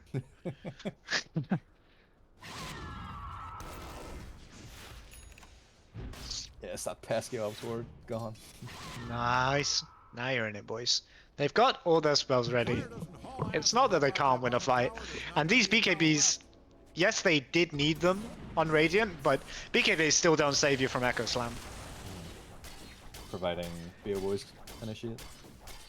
Which I don't Yes. think they have done a single time, have they? Historically, not that much, at least not from a full advantage. They've echoed after Cavan have already thought that they've won the fight, but yeah, they've not started a fight 5-on-5 with an Echo or a Ravage.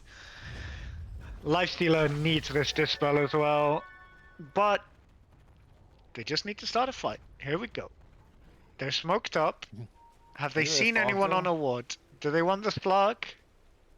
Any call that they can catch should die to the stun lock. They just They do don't- not want to find a They don't know support. where they're going. Look at them.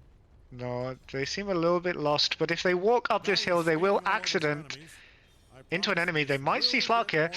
Or the Slark night vision. He's BKB'd and ulted at the same time. Or maybe they don't see the BKB. Is that how that works? Or are they just retarded? Quad BKB used as They well. need to run. Okay, As they are, Ronantel would say, they need to. What is it? They need to turn like a sheep and get the flock out of there. yeah. And buy the jalopy and take the Tormy. War criminal. La la la. he's bouncing in on Slark. He's mode 1v5. The Slark hero, absolutely uncaged, unbeatable hero. Coilapse following up with the stun. Runatel's down. He's going to be here in time to cast the next game. Please, take it off of me. I don't want to be here anymore.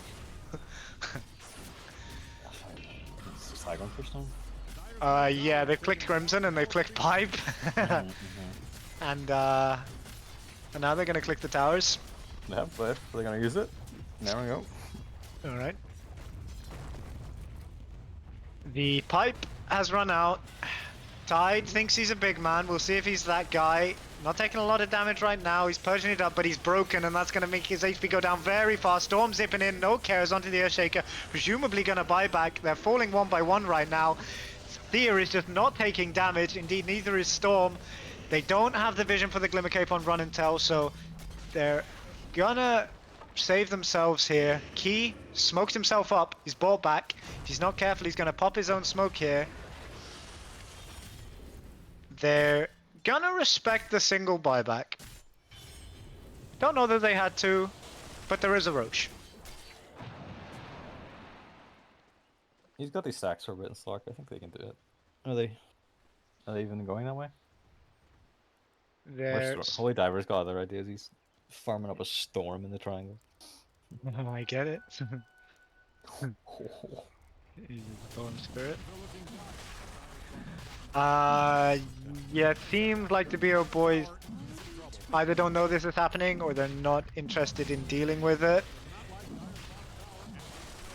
Are they close to any items that they feel can make a difference in these fights? I don't think they are like horrendously item dependent, are they? No, they're not really. This is all about positioning and not getting started on. I didn't realize they actually didn't lose a single rack on the side of BO boys, so they're not at a waves disadvantage. They're mildly posturing here, but surely you just want to fight on your high ground. Yeah, he's got a pipe on side. It's okay. Lifestealer's got a Manta Mines. Actually, a way to remove the remove the silence. Yeah, What else we got? Anything interesting? needed that for a while. No, all pretty standard stuff, But like you say, they're not... They've got what they need. Now it's all about positioning and timing. It was named, of And course, not after slamming all your ultimates into the BKB Slark. Yes. Can you see the BKB if he's ulted? Because I feel like you can. He used it before he ulted, I think. Like, Yeah. he used it when he was with the co-op. So, I think they should have been. Uh-oh, zip out onto Run and Tell. He's been orchided. He should have the Glimmer Cape, but maybe he doesn't have it ready. 3-man stun out now. Koi has been hitting those left, right, and center. Holy Diver zipping in closer and closer to the fountain. No Leaf's going to be falling. Good heal up from the Infest. Looks like they're going to push them back. Holy Diver a little bit low on mana. Gonna have to regen that up. The tower not taking a huge amount of damage right now. Good Echo out onto 2, into the 3-man Sonic Wave and Ravage. This is their bread and butter. This is what they're all about. Storm kind of around the edges now. Can Bambi pick up a kill on Jojo Baggins? Storm goes down. It's only an Aegis. Key low HP. Jojo Baggins gonna fall up front. Holy Diver's respawned. They don't have the anchor ready to catch him, so he should be dying in and out. But overall, that's the defend. And that's all I gotta do. Like it's not. literally, yeah, literally. It's not rocket science. It's just Yeah, it's actually it's just fairly Echo Slam. straightforward. I mean, Cavan made it a bit easy for them. I think they don't need to dive past the tower like that. Maybe, but it didn't look hard. Like their HP's dropped. Yeah. I wonder if maybe they didn't get the pipes off, or maybe it literally just doesn't matter into Echo Ravage. Quite painful and stuff. Storm's maybe going to be looking at Key here, but he gets anchored up. He shouldn't have BKB ready, and he's already used the Aegis. He's going to have to hit the anchor. They're pretty lacking on damage, but he's pretty lacking on mana. There should be an easy follow-up. No, right, what's that? That's 800 gold, plus another 1,000 split between 3 heroes, so that's nice. It's not bad. We need to add that caster tip. Radiant's middle tower is about to The be caster smoking tip. rocks.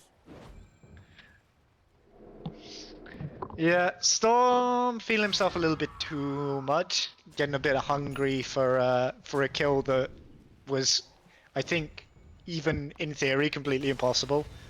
The Shaker has you. I don't think you're catching the man.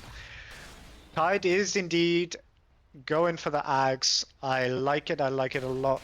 This item's thick. They will never have damage problems. It is now just only a matter of who plays the map better, who smokes better, and who takes team fights on their own terms now, I think. This 12k net worth lead just doesn't feel like anything, to be honest. It's just the better team fight spells, right?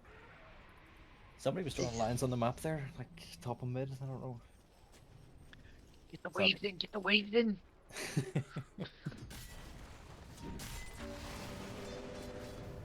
Yeah, drafting to make mistakes is always the way in these games, I think. You don't have to, not everything has to go perfectly, you know, you're not Virtus Pro.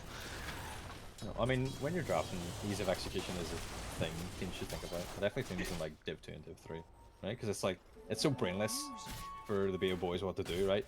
I mean, not completely brainless, like, you still have to like press it at the right time, but press Ravage, press Echo, press Queen and ult, you win the fight. Yeah, and they have been nailing it, to be fair. Like almost every Echo has been like a 3 or 4 man, and the Ravage follow up from there is pretty decent. So we said he had to play well, and he's been choosing his Echoes pretty nicely for the most part. Oh, I don't want to hear it. Thank you. Oh, thank you. That's the worst cosmetic they ever added. If you're in the vicinity of Dire's top tower, I'm putting on a hard hat.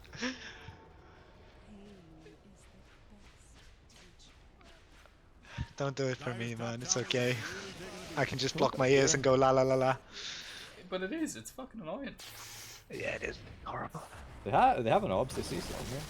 Oh, Ravage out into the Echo. It's all on one man, so do they feel like they can turn this? It's a good 2-man stomp. They've got the breakout onto Tide, but Slark is choosing to not hit much right now. Meanwhile, Slark's kind of wreaking havoc on the backline while Quap is fighting the 2 supports. Slark has to back off, BKB'd. Quap blinks back in. Centaur still trying to fight the Tombstone. This is a 2-0. Yeah, you got this, buddy. Yes, truly a game of not dewarding the triangle. What do you need to do that for? Radiant's middle tower is about to be a Ward the eyes, boys and girls. Cavan champions do not have buyback. tower is hanging on by a breath. I mean, they won't need it. It's still got tier 2. Yeah, they have a lot of glyphs to work with, but Hated Radiant's middle tower one by less a- now.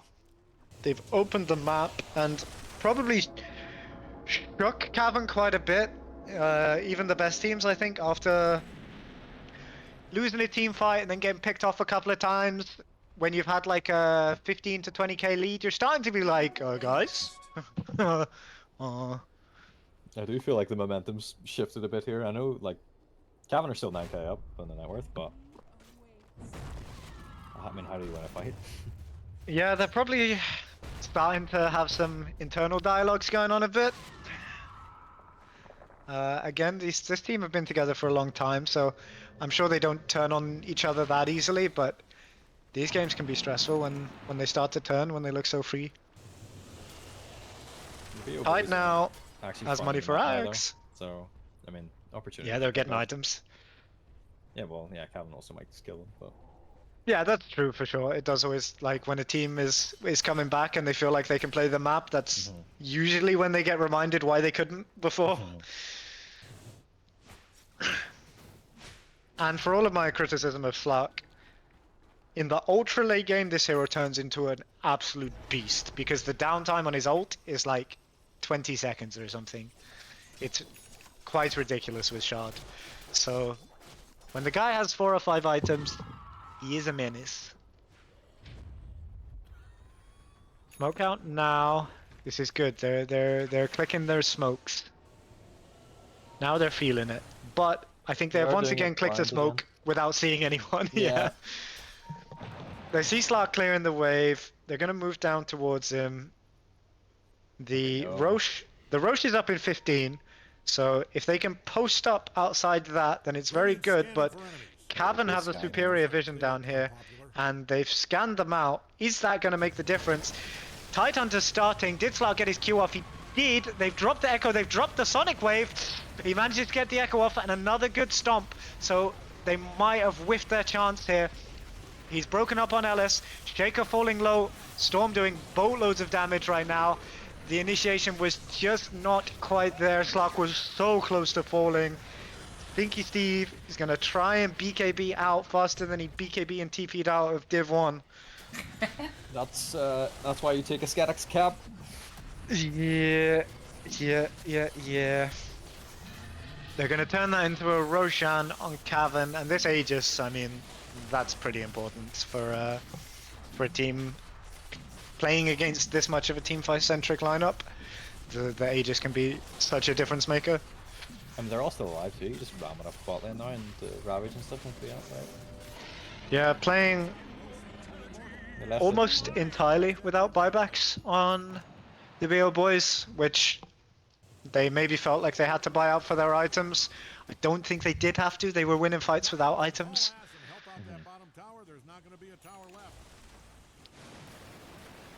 But high ground has proven a problem for them before, and now big man No Leaves has this Axe. It's a bitch to push into, and Stinky Steve's doing the right thing, cutting the waves. Just going to take a couple of gushes to bring this down. Storm Spirit has identified that. He is going to dive the tier 4s. He's going to get anchored up. They're not dropping that quickly right now. The Sharpshooter goes wide, so No Leaves, largely unthreatened. They brought down the Undying, but he's back straight away with the Facet. Truly Undying, so Run and Tail's back into the fight. No spells to speak of right now. Quap has been zipped on. No BKB because he used it TP out of the last fight. He's going to get brought down. He does have buyback. He's going to be buying back into it. Storm's using his BKB. Slark's using his BKB. Echo out onto 3. It was a good Echo, but it was on the end of the Slark BKB, so he's going to manage to get out. Storm dead once. He's going to respawn with no BKB here. If they stun well, they could chain him full to 0. It looks like they've got the silences. They've got the slows, but not quite the damage. He lives on 400 HP. That Fisher is nowhere fucking near him, dude.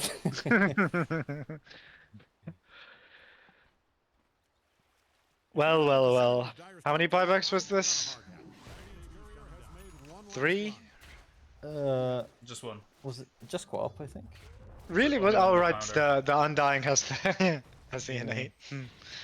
Okay. Cavan did get the racks.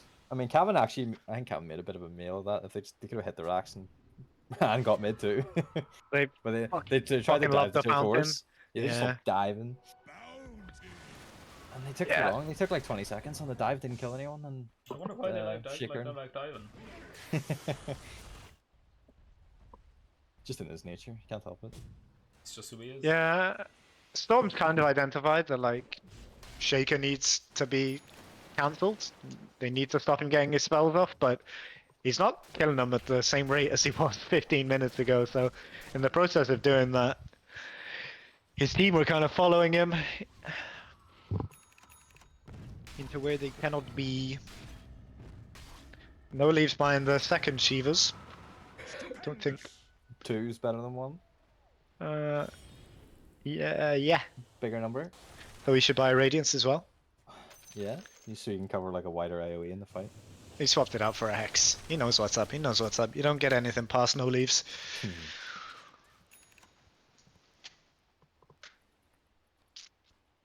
Please, I beg you, don't wait for next Roche.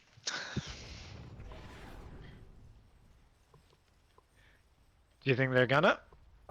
I don't think they need to, but I think they will. I think they're No, they're they they're, just need they're, to knock they're a her bit back. rattled. Yeah, just stop diving. But they're probably rattled after, having like 3 dodgy fights in a row.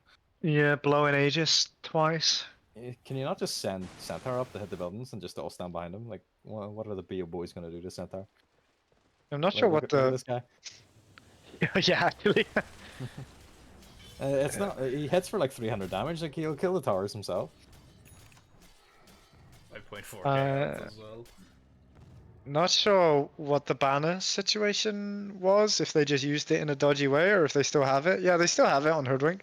Yeah, just Grip bang guard. it down and Yeah. hit that shit with Centaur.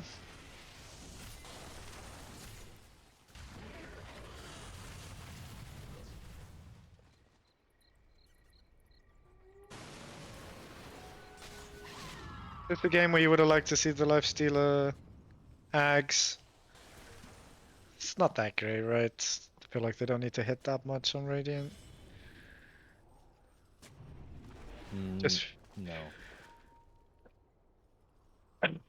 time where Lifestealer's not in fights could feel kind of nice though. I don't think you're gonna buy like somewhere burst kind of like. BO boys are winning the fights like quick, when they ravage an echo or something. Like I don't think Lifestealer needs an Ags. Like just buy like flat out damage to like make sure you actually kill something in the echo, right? Yeah, very true. Very true. They kind of have to kill the entire enemy team in the 3 seconds combo. So yeah. Like you could honestly just buy like a Daedalus or something, and then like Slark might actually die even with their cap. Yeah, Ags is kind of just playing into what Slark wants to do, which is take a long drawn out fight. They are actually 3-man smokes right now. They might look to make a little surprise play, but Koi is the not the man for that.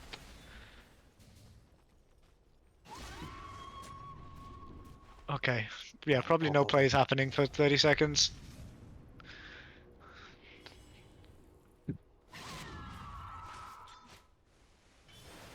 They're gonna do it, aren't they, Niall? They're gonna wait for the Rouge. How long? 2 minutes? Oh, Gleipnir out, and the Bushwhack, and the Hex. He's falling. He's taking. He's just not gonna die, guys. Okay, okay. They BKB'd up. That could actually be a potential turn here. That's a very aggressive zip.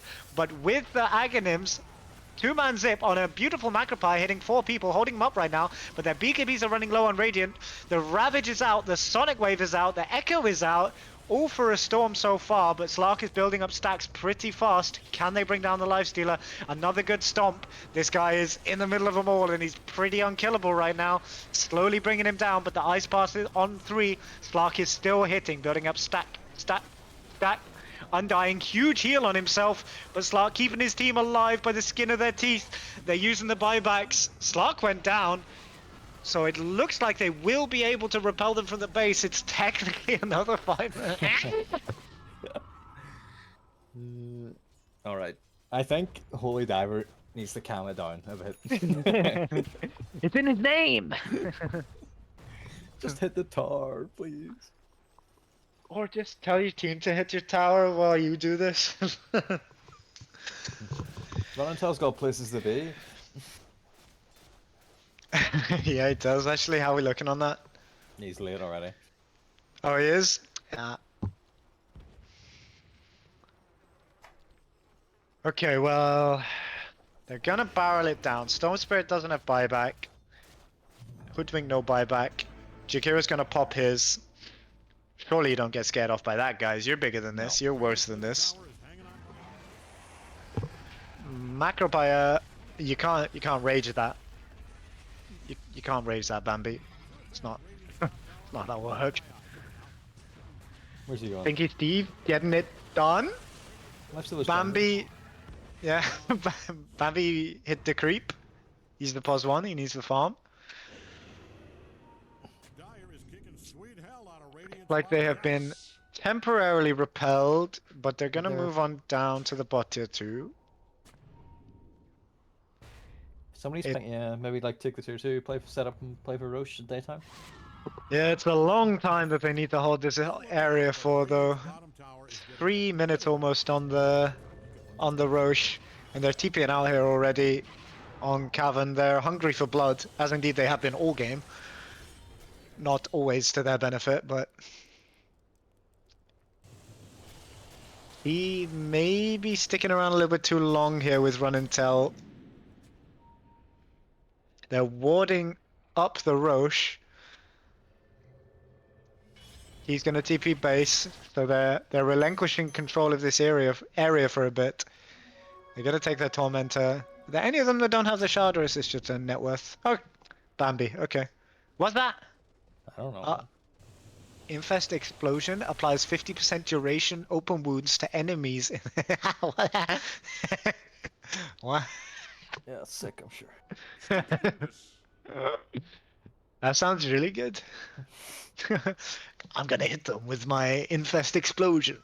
What is that in the pit? Oh, ring Dust and a protection. ring of protection. Just some free net worth down here if anyone wants it. I thought there was a banner sitting there. Hoodwink says, "Fine, I'll do it myself," and he's buying the fucking Daedalus. Get Deso while you're at it and take the racks, please. Yeah, Coin, you're Holy just gonna Diver, sit here and for the next inbounds. minute. I mean, both teams are playing down here. If the VO boys lose a fight here, it is certainly over for them. But this is maybe a little bit deep. The fight split. The Ravage is whiffed onto the Storm Spirit BKB, and Storm Spirit now should be able to connect to his team. Good Echo Slam out onto the 2. The combo is good, and the damage is actually insane. Slug and Storm Spirit have died. They've gone in too deep again. Shaker reinitiating back up. You gotta stop going on key, boys. Now it's 4 versus Centaur, and all that HP is just sweet, sweet sugar for Lifestealer. It's down to a 5k net worth lead, Niall. I don't think the net worth matters. No, I don't think it's matters. It's like minute 20.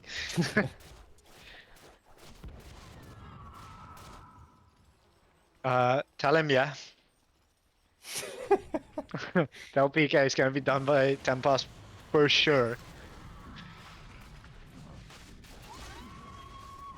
I'm Nice. even if it's not done by 10 past. Yeah, should we just switch over? Yeah, fuck these guys. Okay, Aegis. And refresher, and jeez, this refresher's quite big actually. Yeah, it is. Tighter shaker. Or queen. Honestly, maybe it's Queen. It's the Sonic Wave that's doing all the fucking damage. Like, Storm and... Like, Storm was BKB'd, and he died to just the Sonic Wave alone, basically.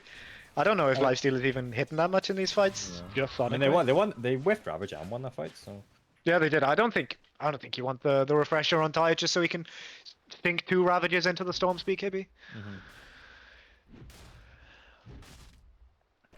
But it's not terrible on any of them. Do any of them already have one? Oh, Shaker does, yeah. And the relic too. All timeless relics actually, yeah, pretty crazy. Almost makes up for the Sketics cap on the enemy team, to be honest. It's actually such a long duration. Okay, what's the Aegis for, boys? Because you seem to be on your side of the map. They're waiting their cooldowns, man. It's fine. They have them. No, well, the Tides of Ravage only just came up now. You can use it on BKBs anyway. Get it done, lads. One of yous. I don't. No, it's fine. Like they're gonna smoke here. Somebody's pinging to come for Ping, smoke. ping, ping, ping, ping. Stinky, get your ass for it. Guys, don't smoke. He's always scouse. Okay. Scouse Northern, it's the same thing. Slark was showing on bot wave for like a full minute. He's just gonna get echoed here, but he has an aesthetics cap. You have to use everything you have. They have used everything they have, and he didn't die to the Queen of Pain ult. And now the white hole from Storm Spirit. Lifestealer's inside Storm Spirit, and he's been brought quite deep, guys. Radiant Fountain. Where is he? Oh, hello. He's got a lot. He's got a lot. He's still got an Aegis. Meanwhile, on the other end of the fight, they're getting a bit kited out by Tombstone.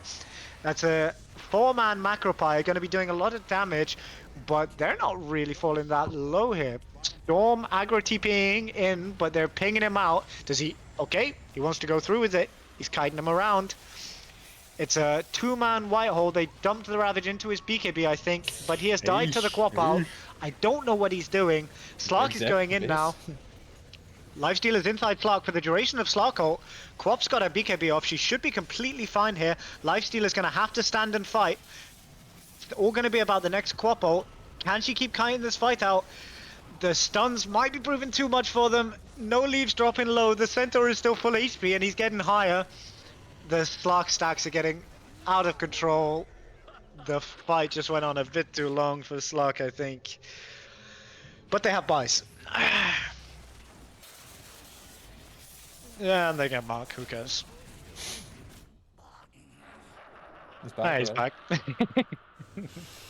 Must be really low level. So Stormball back for this. They are in with a little bit of a win condition, I think, if they get him. Shaker will come back with Echo, whether or not he buys back. I assume they use the refresher. I feel like I saw BKBs going on for quite a long time.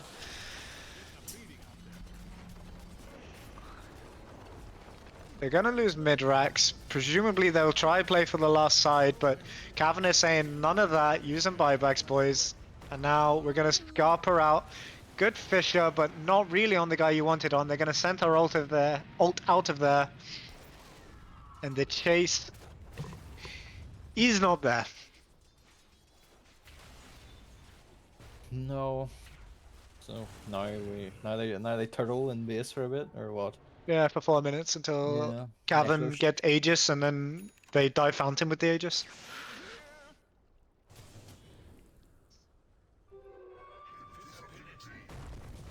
Don't do that. Don't do that.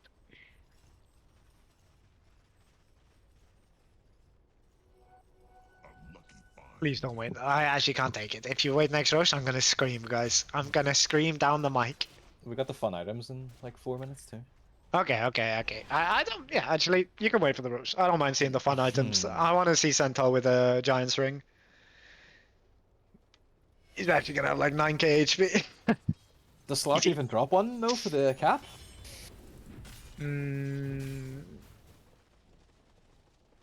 What does he get as better? What's the one that makes you like 500 HP but 95% magic resist? Oh, fuck, I don't know what's called. That one's really good.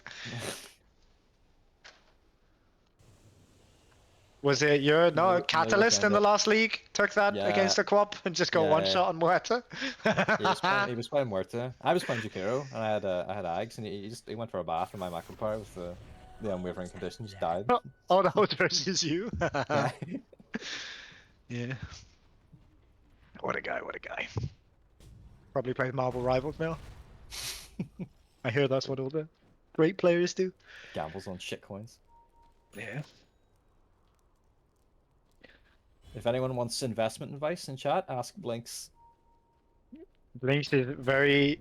He might seem stupid in game, but he's very clever outside of game. Yeah. He will make you lots of money, so you can ask him about coins with frogs on them. He's like left side of the bell curve.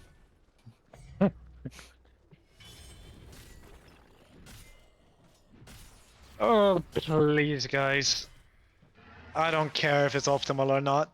I don't care what I would do. I would absolutely be farming right now. I'll tell you that for sure. I can whine about it all I want from the caster seat.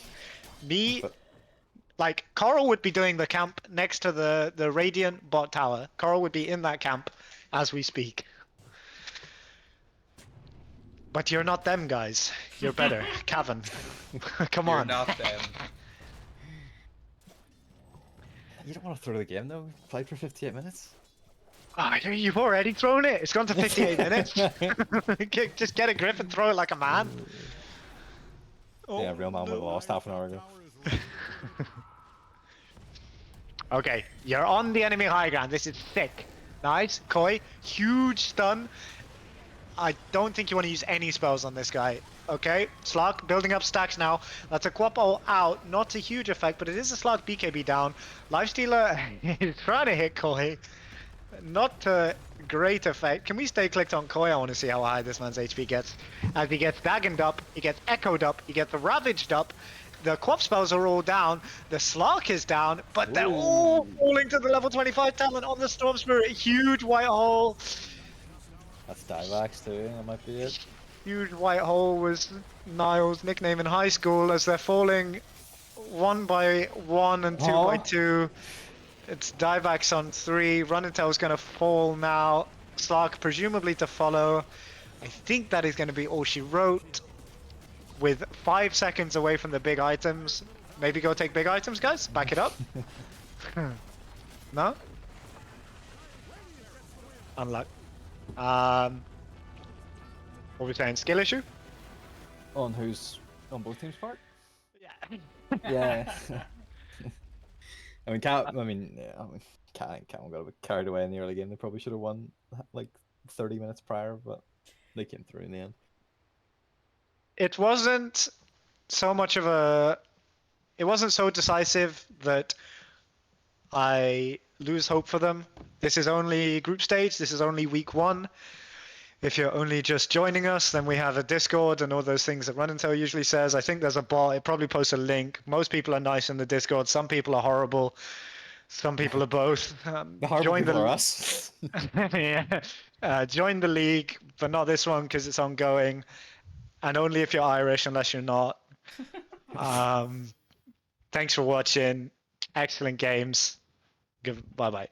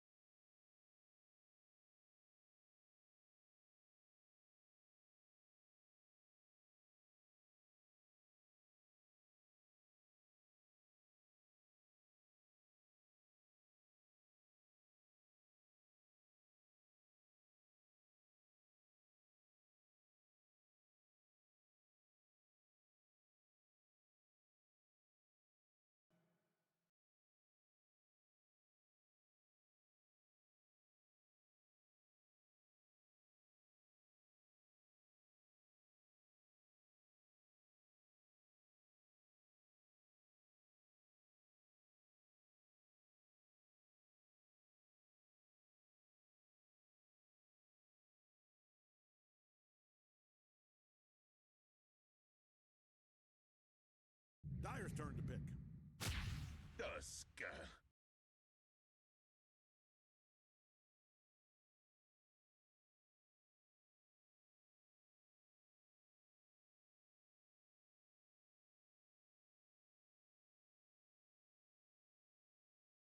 10 seconds. 5 seconds. 4, 3, you get it.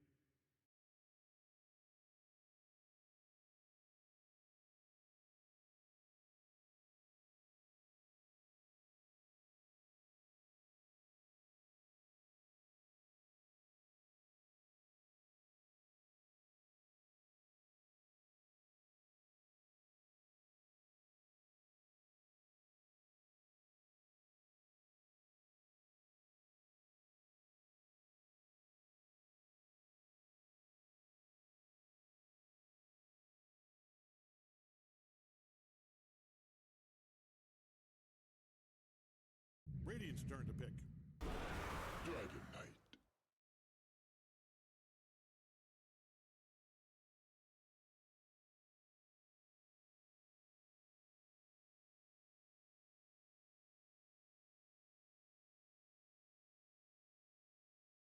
Radiant knows just who to pick here, I'll bet. Timber saw.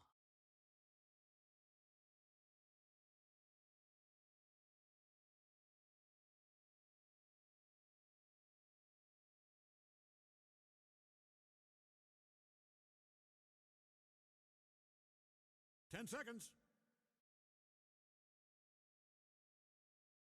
5 seconds.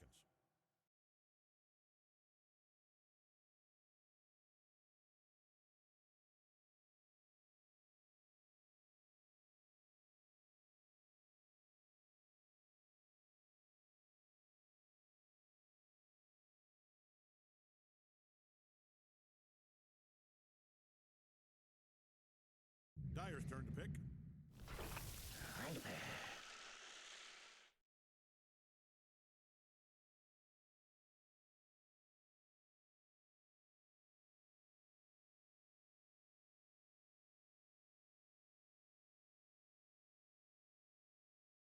We're 10 seconds out. Plenty of time to tell an announcer you love them if that's what's in your heart. 5 seconds.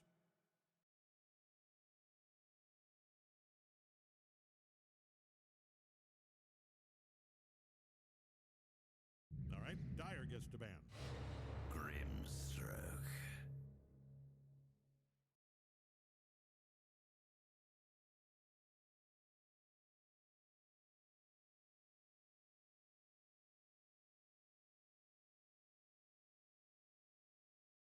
Ten seconds.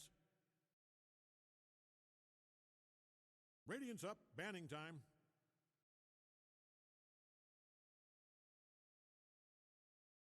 Radiant gets to ban.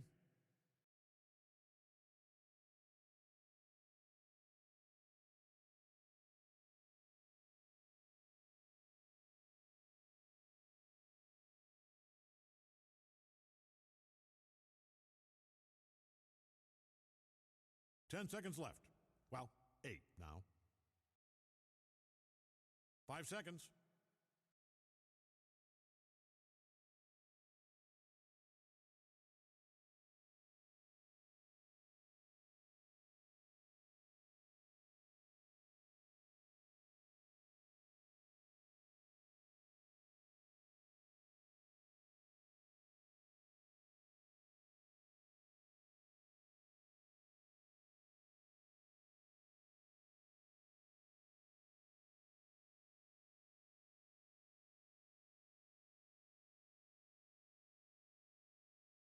Dyer gets to ban.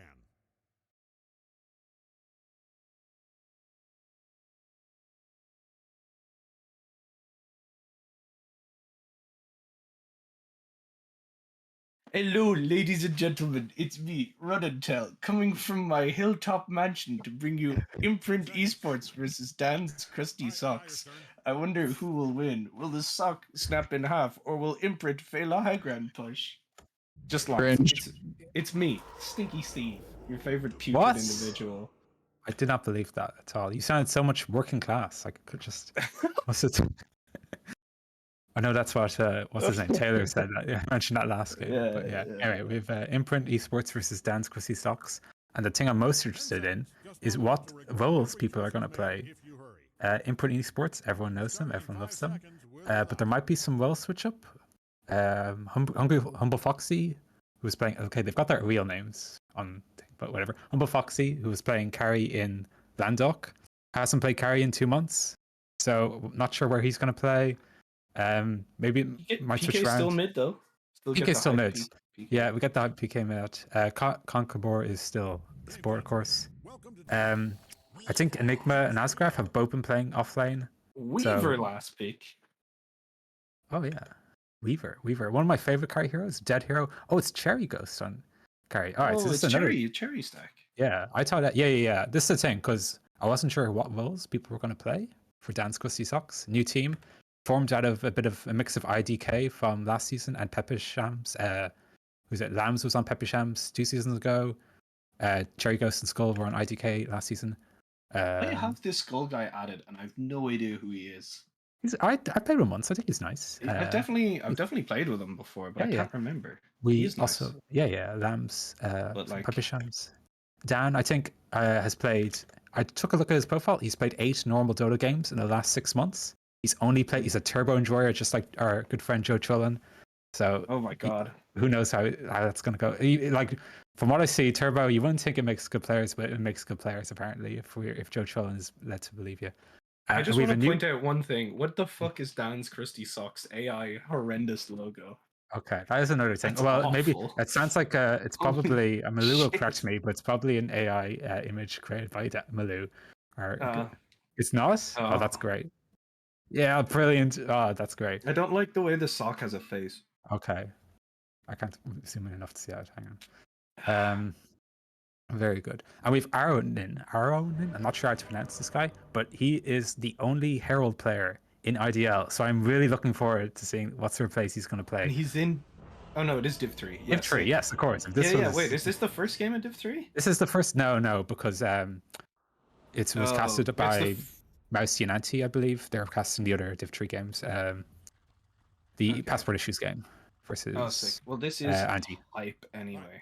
Yes, of course it is. And we have Dan casting, or being observer stuff, so we don't have to do any work. We can just concentrate on the casting and the analyst. I'll do the analyst work if you want to do the casting work. Sure. We have a classic. We have a pause immediately, so that's great. Loss? No. PK knows his fate already. Okay. Just joking. I hope PK doesn't inflict too much mental damage on this on Dance Crusty Socks. We don't want them to disband just yet. This should be for the first time in many months a game where Imprint are expected to win. They should probably win this, I guess. They're looking at their MMRs, they're a bit better than Dance Crusty Socks. I believe one of the members, Enigma, MMR has increased to Ancient level, which I think is a bit too high for Imprint. I'm not sure if he's going to get kicked because, it's like Flipper where he's Divine now. You can't be that high and play for Imprint. You have to... It's Legend Max on Imprint Esports, but we'll see what happens. I like how we as previous Passport Issues members default to shit talking Imprint. Of course, this isn't shit. Ladies and gentlemen, what's going on here? What the fuck? Who let you two cast? What the fuck is going? Hello folks, how are we? I heard the shy banter in the early game, and I thought I would drop by and rescue our dear viewers. Oh, thank you. But it seems like you guys have done a good job so far, holding the fort quite well. Remember, this is a game between Imprint Esports and the wonderful Dan's Crusty Socks with a signature Malou shite AI logo. It's not made by Malou. It's not Malou. Is it not? It's not. It's actually their own one, which is even better. What? Hey, Malou. It's nothing to do with me. That's how AI works. You're just telling it to make the Malou, I believe, invented Make your own AI art. images. Did you see our logo? Anyway, okay, so movement down bottom lane. It looks like Connor is walking towards this disruptor. Could get connection here. The Weaver, though, there to break the smoke. Cherry Ghost on this.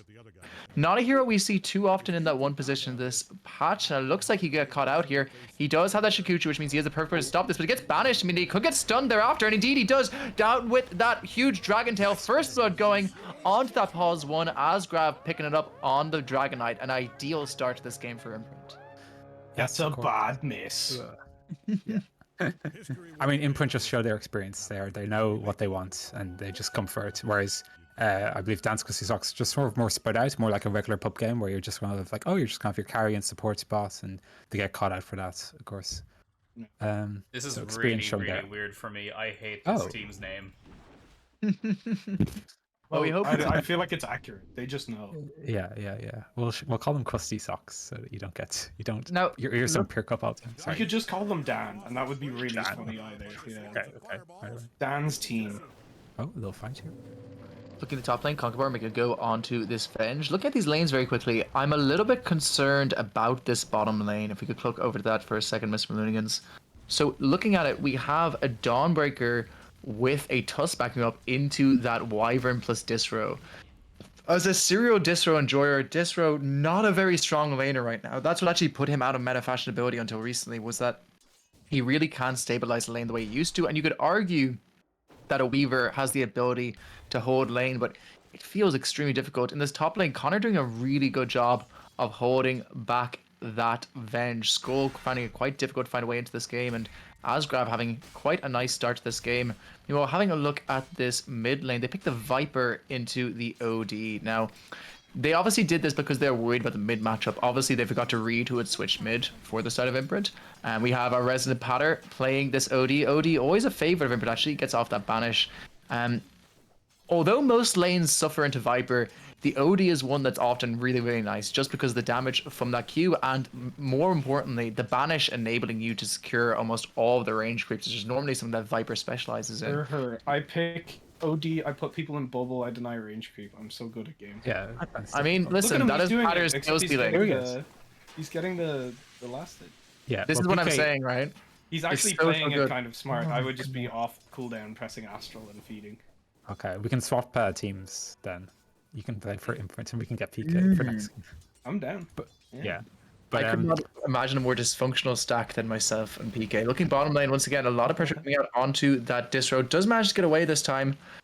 So perhaps going a little better than I thought it would be so far. Still a little bit behind on that CS, but the Dawnbreaker not having the start to this game on Kian, aka Enigma, that perhaps you would want. Away pushing into him now, which should be of some assistance. But the Tusk really has free ability to roam here. There's not really any kill threat they have in this Tusk unless he makes a huge mistake here.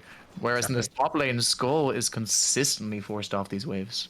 And one of the big problems with this Weaver lane is that if Weaver has a tough game, tough lane matchup, there's really no recovery for him. He's not very good jungler. It's very difficult for him. So he's very lane dependent hero. So the fact that he's getting these creeps is very good because, you know, if he comes out of the laning stage, you know, badly, he's not going to be doing anything. But if he can get some kills, or if he can do just sort of stable against this pretty tough lane, against Tusk and Dawnbreaker, two very meta heroes, against two very sort of unmeta, definitely Weaver is not meta heroes. If he can get out of this fine, he'll be happy. Good lane for Weaver though, I think. You know, Why? you just hit W. You should be I mean, fine. it should be fine. Snowball, right? But he can get. It's possible if Tusk is good. Oh, he's TPing mid. Yeah, it looks like a go potentially here out onto this Viper. It doesn't quite connect to the shards. PK now struggling a little bit against this Viper, 13-5. It does put him into that bubble. It doesn't seem like there's a whole lot he can do thereafter. Tag team. Yeah. No tag team on the Tusk either, so they are just going to walk away from that one. Yeah, but there's that input love, you know. PK's shouting, I'm going gone on, I'm going to die, and then immediate TP by Enigma. So nice, very or Humble Foxy about it. Humble Foxy changing as well, by the way. He was a carry player, now he's going support. Sorry.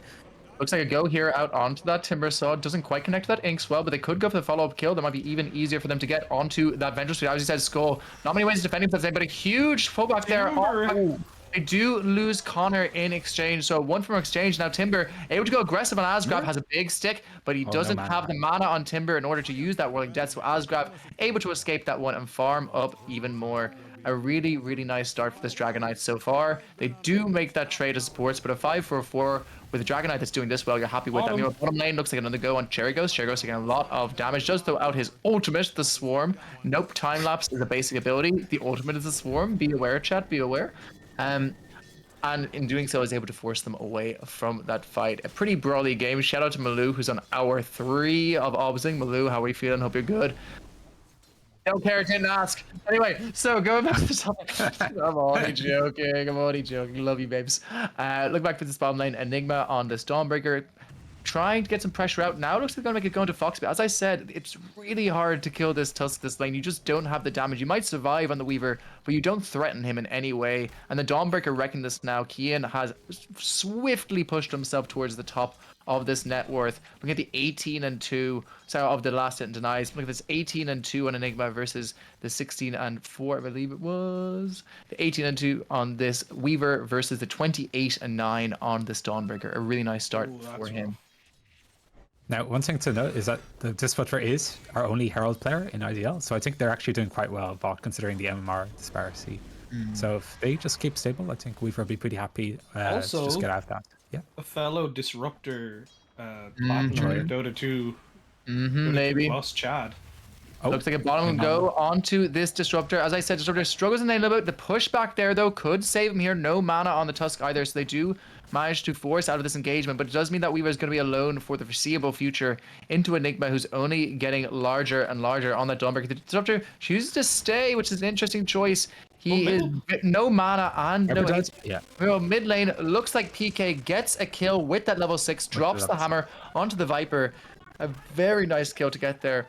They have this sentry down in the bottom lane as well, so could potentially make a go here. Looks like they're going to make a set. Sorry, Malou, we're all over the place here. 2 sentries down for them. Very, very nice to have. Asgrav trying to farm out this lane as best as he can. 33-11 on this big, old, scary Dragonite. Almost doubling that of the Weaver. Now making a go onto this Timber Saw. Doesn't look like they have damage because Connor is too split to be able to do the follow-up, but nice harassment if nothing else. No levels in reactive armor whatsoever on this Timber. And in comes PK. He has the right clicks ready to go. They get a stun off at the last minute with that Inkswell. So they do manage to chop down that Timber, put a stop to what was up to this point their most farmed core.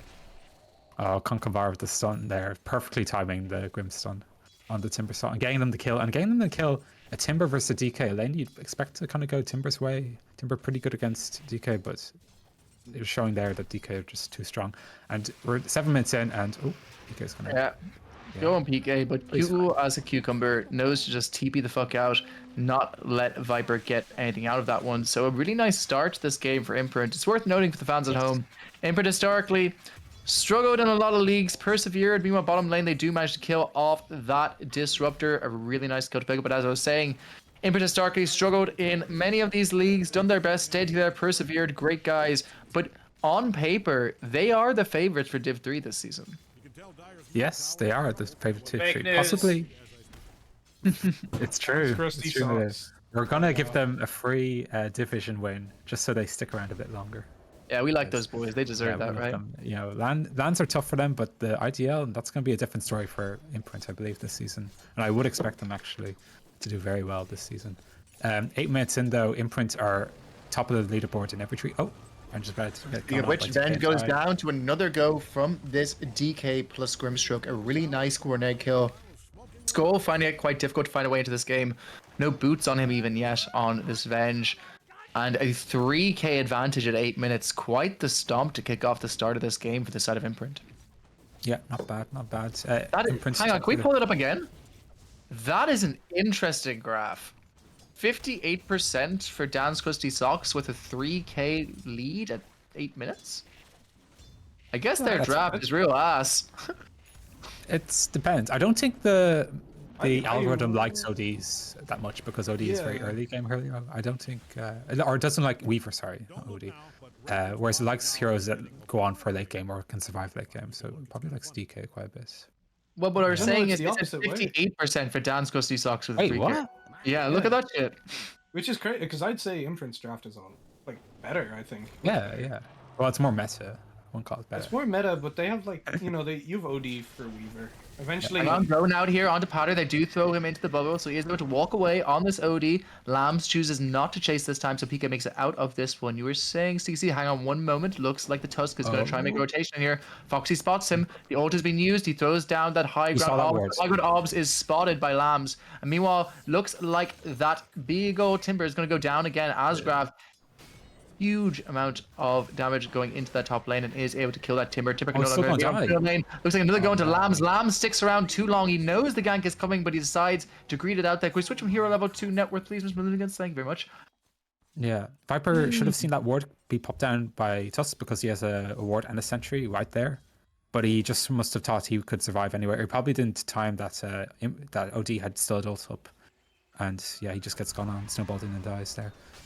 And immediately after that kill, they smoke up again. As Grab could be ends up dropping out the top lane, is hit up with that Whirling Death, but he has that armlet for extra survivability. If he can toggle it back and forth, a deep go here by the Timber on top of Asgrab. He does another shot and gets him with the Whirling Death. A ginormous kill here. It looks like the Disruptor bottom lane is probably quite dead. No level 6 on him yet, so he's going to be chomped down by the side of Imprint. But Cherry Ghost in the middle of all of them. A massive stun comes out from this Grimstroke. No ult on Weaver, not level, but they do manage to get out of there. A really nice glimpse there onto Humble Foxy. Means that he is back in there. A huge turnaround fight there for the side of Dan's Crusty Socks, picking up the 2-for-1. Yeah, Imprint getting humbled there by the Herald player with an amazing glimpse there on Humble Foxy. So it's a nice kill. So it's a 0-2 going for Dan's Crusty Socks or whatever we're going to call them now. Timbersaw as well, also going the tree branch, the tree break talent facet, which I think is very good in the early game. Helps you sort of secure, like get slows on the enemy team so that you can like get these kills. And I think that helps quite a bit on that DK. Whereas as opposed to the second chakram facet, which is a bit better in the mid game, but is not means you have like a slightly worse early game, I feel. So yeah, you see the slow. Yeah. So far, still a 2k net worth lead, but that fight not only got them those 2 kills, also got them that top tower, and now they're poising aggressively in this jungle. If they catch out Asgrab again here, no, he's smart enough to walk away from that one. Can we click on Cherry Ghost for a moment, please, Millions? Thank you, babes. So that is the Weaver. The Weaver, yeah. So Not this so is usual. the concern right now. Can I give a quick shout out to Cherry Ghost? Yeah. The first Dota LAN that I played to, I've got a story on Mark for once. Hello. Is that Should be good. all my friends said they'd come play at our LAN 2 with me when we were 16. Oh, that's where you might have to wait because there's a big fight. Yeah, big fight bringing up bottom lane. They have the Nice puddle coming out. Just a really nice snowball over the top from Foxy. Does stop that go. They throw out the glimpse onto Foxy, so he might be dying 2 times in fastest session, and indeed he is. Down he goes. They really need this OD to start joining fights like this because they are just going to lose them otherwise. Conkerbot being chased down. Oast by Cherry. Cherry, one more right clicks. All it's going to take for him to kill Connor, and indeed he does. He is back in this game. That double kill skyrockets him to second on the net worth. Gaden's gaffs know things that we don't, and Imprint are in shambles, losing a huge amount of the victories of the lead they had gained up to that point. They imprinted without a high ground. Yeah, that was a very good TP by Timbersaw, just knowing that this is the fight and they have to. That Disruptor ulti was sick as well. Yeah, yeah. Like Imprints are getting a bit outplayed there, which you wouldn't expect Look at OD though. OD farms really slowly in the early game. He's got the Witchblade. Yeah, yeah. He's like very just happy. before 13. Which I mean, is this like, is the thing. Yeah, as well on OD is that you don't really want to be like, oh, I'm OD, I'm gonna rotate to lanes and stuff like that. You just want to get your Witchblade, get your levels up, and then you're like a monster and you're gonna destroy them. So we'll see. We hope to see a bit more from PK coming in to this game. Anyway, Ushin, you're talking. I think it's Steve. You're talking I was about just saying, all my friends, including Mr. Rununtel here, I wasn't playing at they that come point. to a LAN with me and then didn't come. But Mr. Cherry Ghost, very kind man, let me join his pickup stack of 4 people and put up with a 16-year-old me. I'm this insufferable at 25. So just got a shout out, Cherry Ghost. Nice guy. Oh, is this the original Ireland from like? It was the Shiva one. The Shiva one. I was Shiva OD in Pixel, Copenhagen at that time, so there was no way I could go. I was doing my master's degree, so there was no way I could go. Flexing real quick. Yeah, I have a massive. I was a fucking waste of Looks time. like Skull's gone in here, tries to go for the swap, but PK stops it with that banish. But there's a lot of heroes here. PK could be in trouble if he doesn't play his right. Does come out of the ult, but it's not enough. He gets and his greedy. time is not done enough. A really nice snowball save. There's Stormfront for now. Really big play. Follow up from the Dawnbreaker ult. Does a huge amount of healing. They've not anyone on Imprint so far. 3 for 0 so far this fight. Wow. PK saved once again with the bubble. Follow up in onto the Disruptor. It's a 4 for 0 in favor of the side of Imprint. Just the fight they needed in a game like this. I gotta say, PK played that very well. He just sort of ulted in and he saved himself. He was just like, yeah, that was very nice. That was very nice. Very nice reaction. Humble Foxy, that was Yeah, lovely absolutely. Yeah. He had nothing to do with that. A huge snowball. And a good save initial there. catch too with the ice shards. Yes. As well. DD as well. Yeah. And you succeeded, Mr. Tusk. Who is it? Is this the prodigal Dan on Timbersaw? with his weird letters above his head. Yeah, that's okay. So that's Dan, I guess. So he's the owner of He's- the Crusty Socks. It's pronounced. Okay. Oh, he's playing quite well. Cherry Definitely Ghost stand might up. be spotted here. He's used his go in with that Shikuchi, not quite connected there by Cherry Ghost, sorry, by the Tusk. So he is able to walk away. Has finished up the Maelstrom now, so will have a bit more survivability. But it seems like this OD is ready to start barreling down this bottom lane. Has the damage to start contributing to these team fights, and it seems like Imprint are going to want to start deathballing quite soon. Can we pull up the net worth there, please, Milligans? Thank you very much. No. Thank you, Milligans. He says nah, he still does what I says. Mwah, mwah, mwah. So we have 8k now on this Dragon Knight. A really, really, really nice start for this hero. This is going to become the problem, because although the Timber is having a nice game, I'm curious to see and a little questioning whether a carry Weaver can handle a Dragon Knight in the late game if they find a way of dealing with that Timber. Wait, GFY Depani says I was on that team too. Friendship and gaming, boys, reunite. Oh, Friendship and Gaming. This is I think it's who's this? Dan was on that team. as Go well. now onto this Viper. The shards don't connect, and he blocks himself off with them. An uncharacteristic mistake there from Humble Foxy does enable this Viper to escape from said 3-man gank. Okay. Oh, Stinky Steve. That means you must have played with Dan as well, because he was on Friendship and Gaming for Wait, Double which Dan? Maluda? No, No, the the Dan in this game is Dan of the Crusty Socks. Oh, he's gone Meanwhile, died out. speaking of Dan with the crusty socks, the socks are even more crusty, as I imagine dead people's are, as they rot into them and it hardens. Looks like they go now to Cherry Ghost, one right click, so it's going to take, gets hit up with that thing, but he gets off the OT, so he gets out in the end. A lot of damage still being pumped into him, though. Could be in some trouble here. A really nice Disruptor ult catches in on that Dawnburger and on Foxy. The follow-up with the swap coming out from the bend. A really, really nice play there. Ends up being a 2-for-2, trading that Timber, that Weaver, for that Tusk, that Dawnburger. Still a trade you're happy to take if you're Imprint, but a fight that could have been a lot worse considering how it started with that hammer from PK. Did any Right, of you so- see the link from Grim get cancelled by the banish on OD? I think I saw that, but I thought he killed Weaver, and then the link stayed. Anyway, what I want to speak about that is that the Weaver wanted just a little bit too early. I think he had like an extra second of the Shikuchi left on his thing. I wasn't sure if there was anything on him that he was going to die immediately, but I think he could have ran a bit for a second longer and then sixed up, and then probably could have just TP'd out or something like that. But oh, that was a great disruptor ult and a great This is why glimpse I as well. love IDL. You get to see Herald players carrying games. Like, Yeah, it's so yeah, good. this is great as well. Also, yeah, I'm a bit of a Weaver player as well, so I know all the little intricacies. It's like the only hero I take in this game where I'm like, oh, if you did that a bit differently. So apologies to Cherry Ghost for all my little things about him. But yeah. Oh, but Imprint are gonna go for this. I think this is a pretty good move. Cherry Ghost should probably sniff it out though.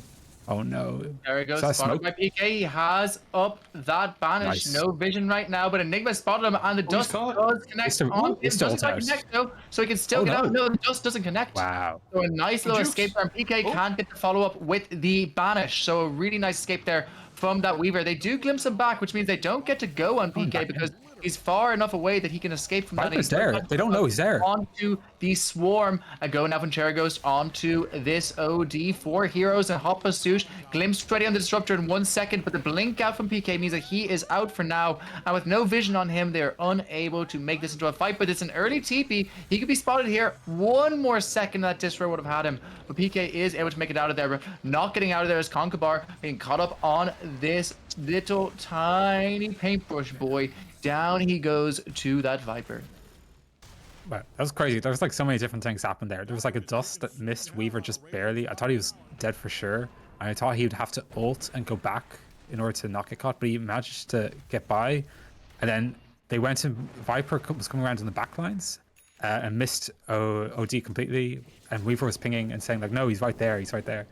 But he eventually blinks out, and then they still catch Grim in the end. So there's a lot of crazy ships in the night sort of stuff going on there. Still a 5k net worth lead right now Yeah. for the side of Imprint, holding it quite securely at this point, although Team fight execution not as clean as we would like to see They're normally fighting from the this. side of Imprint. They're taking fights they don't necessarily What? need to take, and it looks like there's gonna be a fight Oh, they bottom. got It's an Dawn. easy kill onto Dawnbreaker. A few right clicks, all it's gonna take, and down goes Enigma. A really big kill to go out there. 300 gold going in the back pocket of that Timber Saw, getting even bigger on that Timber now, building in towards that really important item on him, which is that Lotus Orb this game. Being able to take off all of the dots they have an Imprint is very important for him, especially the silence coming out from that Dawnbreaker. They're holding this high ground. They could potentially threaten either the Torm or the tier 2 here. They are quite far behind, but it feels like Imprint doesn't feel their lead right now. There's a As a scanner. result, they don't make it You know go. they They do throw out that shards, but it doesn't look like they're going to go further than this. They're TPing in heroes, though. They're ready to fight. They've Asgrav this fight. It's a 5v4 for Imprint. In comes Powder to start off this fight, drops the hammer, doesn't do a whole lot with it, but it seems like it might kill off the Timber. That's all it needs to do. A really nice follow from the Dawnbreaker, and now we see the strength of Asgrav on this DK. As I said, when DK has his BKB, when he doesn't need to worry about this Timber Saw, they have no ways of dealing with him. Yeah, this DK has just been farming top jungle, waiting 3 to 5 business days to see if he wants to show up to a fight. Usually Yeah. he doesn't. If there's a fight now- near him, he'll show and clean up. And now he's And now he has a he's got free the blink 3 dagger. items you need to win a game. Yeah, and now he's got the Blink Dagger, which he doesn't even need to win the game, but it's just like an extra sort of luxury item, which is just going to enable him to initiate fights. So now, if Crusty Socks thought the game was hard before, now it's going to get very hard because this DK is going to show up a lot more now, I believe. But that fight was like 4v5 the entire time. Weaver was mid, but they decided to go for this play boss. And Imprint just like sussed it out. They saw the Weaver on the wave and they were like, let's just fight them. And it's a 5v4 and it was an easy win for them there. Great soulbind, and yeah, they were just done. Yeah, I'd be screaming at PK right now. Get to Roche, you're an OD, please. Yeah. It's taking Yeah, true. forever. Yeah. One thing from No, I'm fucking farming mid. We're there in a fucking second, lads. Relax. that's exactly what he sounds like. He's got to get here just in time to take the Aegis Watch. Oh, he wants. Yeah, why else would he go there? Like, they already got Roche, so he's coming here for one reason only: to steal the Roche. I mean, he's arguing now with DK, saying like, "Oh, you got DK form, so if you get Roche, oh no." Oh, no, Wow. they gave it to him. New Year's resolution for this man. Wow, we're turning over. The a new- kindness. Yeah. Turning over a no leaf, but up. Oh. Anyway, it looks like they're gonna make a go to this top lane. The Timber is there though, and it's very low DK's in the low. DK. He could lose his Aegis quite quickly, but he recognizes the Very fact nice that sus, DK showed very on nice. lane and jumps immediately out of there to escape said danger. Likely to now move into this Torm. They have 4 heroes there. It's a very easy one to get, and they have some really nice shards on this team. Most likely you're hoping that the shard goes onto that Inkswell boy this game so that he gets Yes. that little bit of No. the heal on the other, but they get it instead onto Tusk, which isn't too bad. It's the deep shards for him. Yeah, not a bad shard for Tusk, but you would have preferred the Grim, of course. Anyway, Dance Crusty Socks did do the Tormentor while Imprint were doing Roshan, so they'll be a bit happy. So they got, at least they got something out of that. Not bad for them. I'm not sure like what the plan is for Dance Crusty Socks though. They've got some nice wards, but it's sort of a difficult game now because it feels like DK is just going to mow down the lane, and it's very hard for them to deal with it. But we'll see.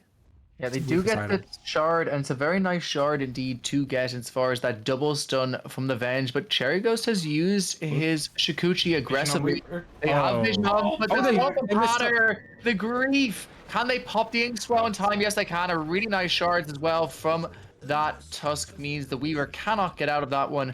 And it's a nice kill onto Cherry Ghost, enabling them to now push in this bottom wave with that Aegis and secure themselves some serious damage onto these towers. Silence now out onto this Timber Saw. The follow-up with the Dawnbreaker is there. This Timber looks dead as hell. Deader than Jimmy Carter indeed. Down he goes in the Timber, and bottom is all but secured. Now without that Timber especially, there is just no way that you are killing this Dragonite. Deader than David Lynch now. He is a terrorist No. in Spanish, by Rest the in way. peace. Rest in peace, the greatest director ever. But yeah, wards win games, guys. Ward on the cliff sees Weaver, easy kill. Ward on the other cliff sees Timber, easy kill. And now Imprint are in the ascendancy. They've got DK form. They use DK form, so they're probably going to wait for the next DK form to go high ground. But now they could probably just get mid wave and or mid tower and top tower without too much fight. They're 10k gold ahead. It feels like it's their game to lose now at this stage. Indeed, 24 minutes, 10k lead for the side of Imprint, 15k on this DK, 6k or 5k ahead of his opposing Pause 1. And that opposing Pause 1, as I said, finds it very difficult to kill him, especially with a lead like this.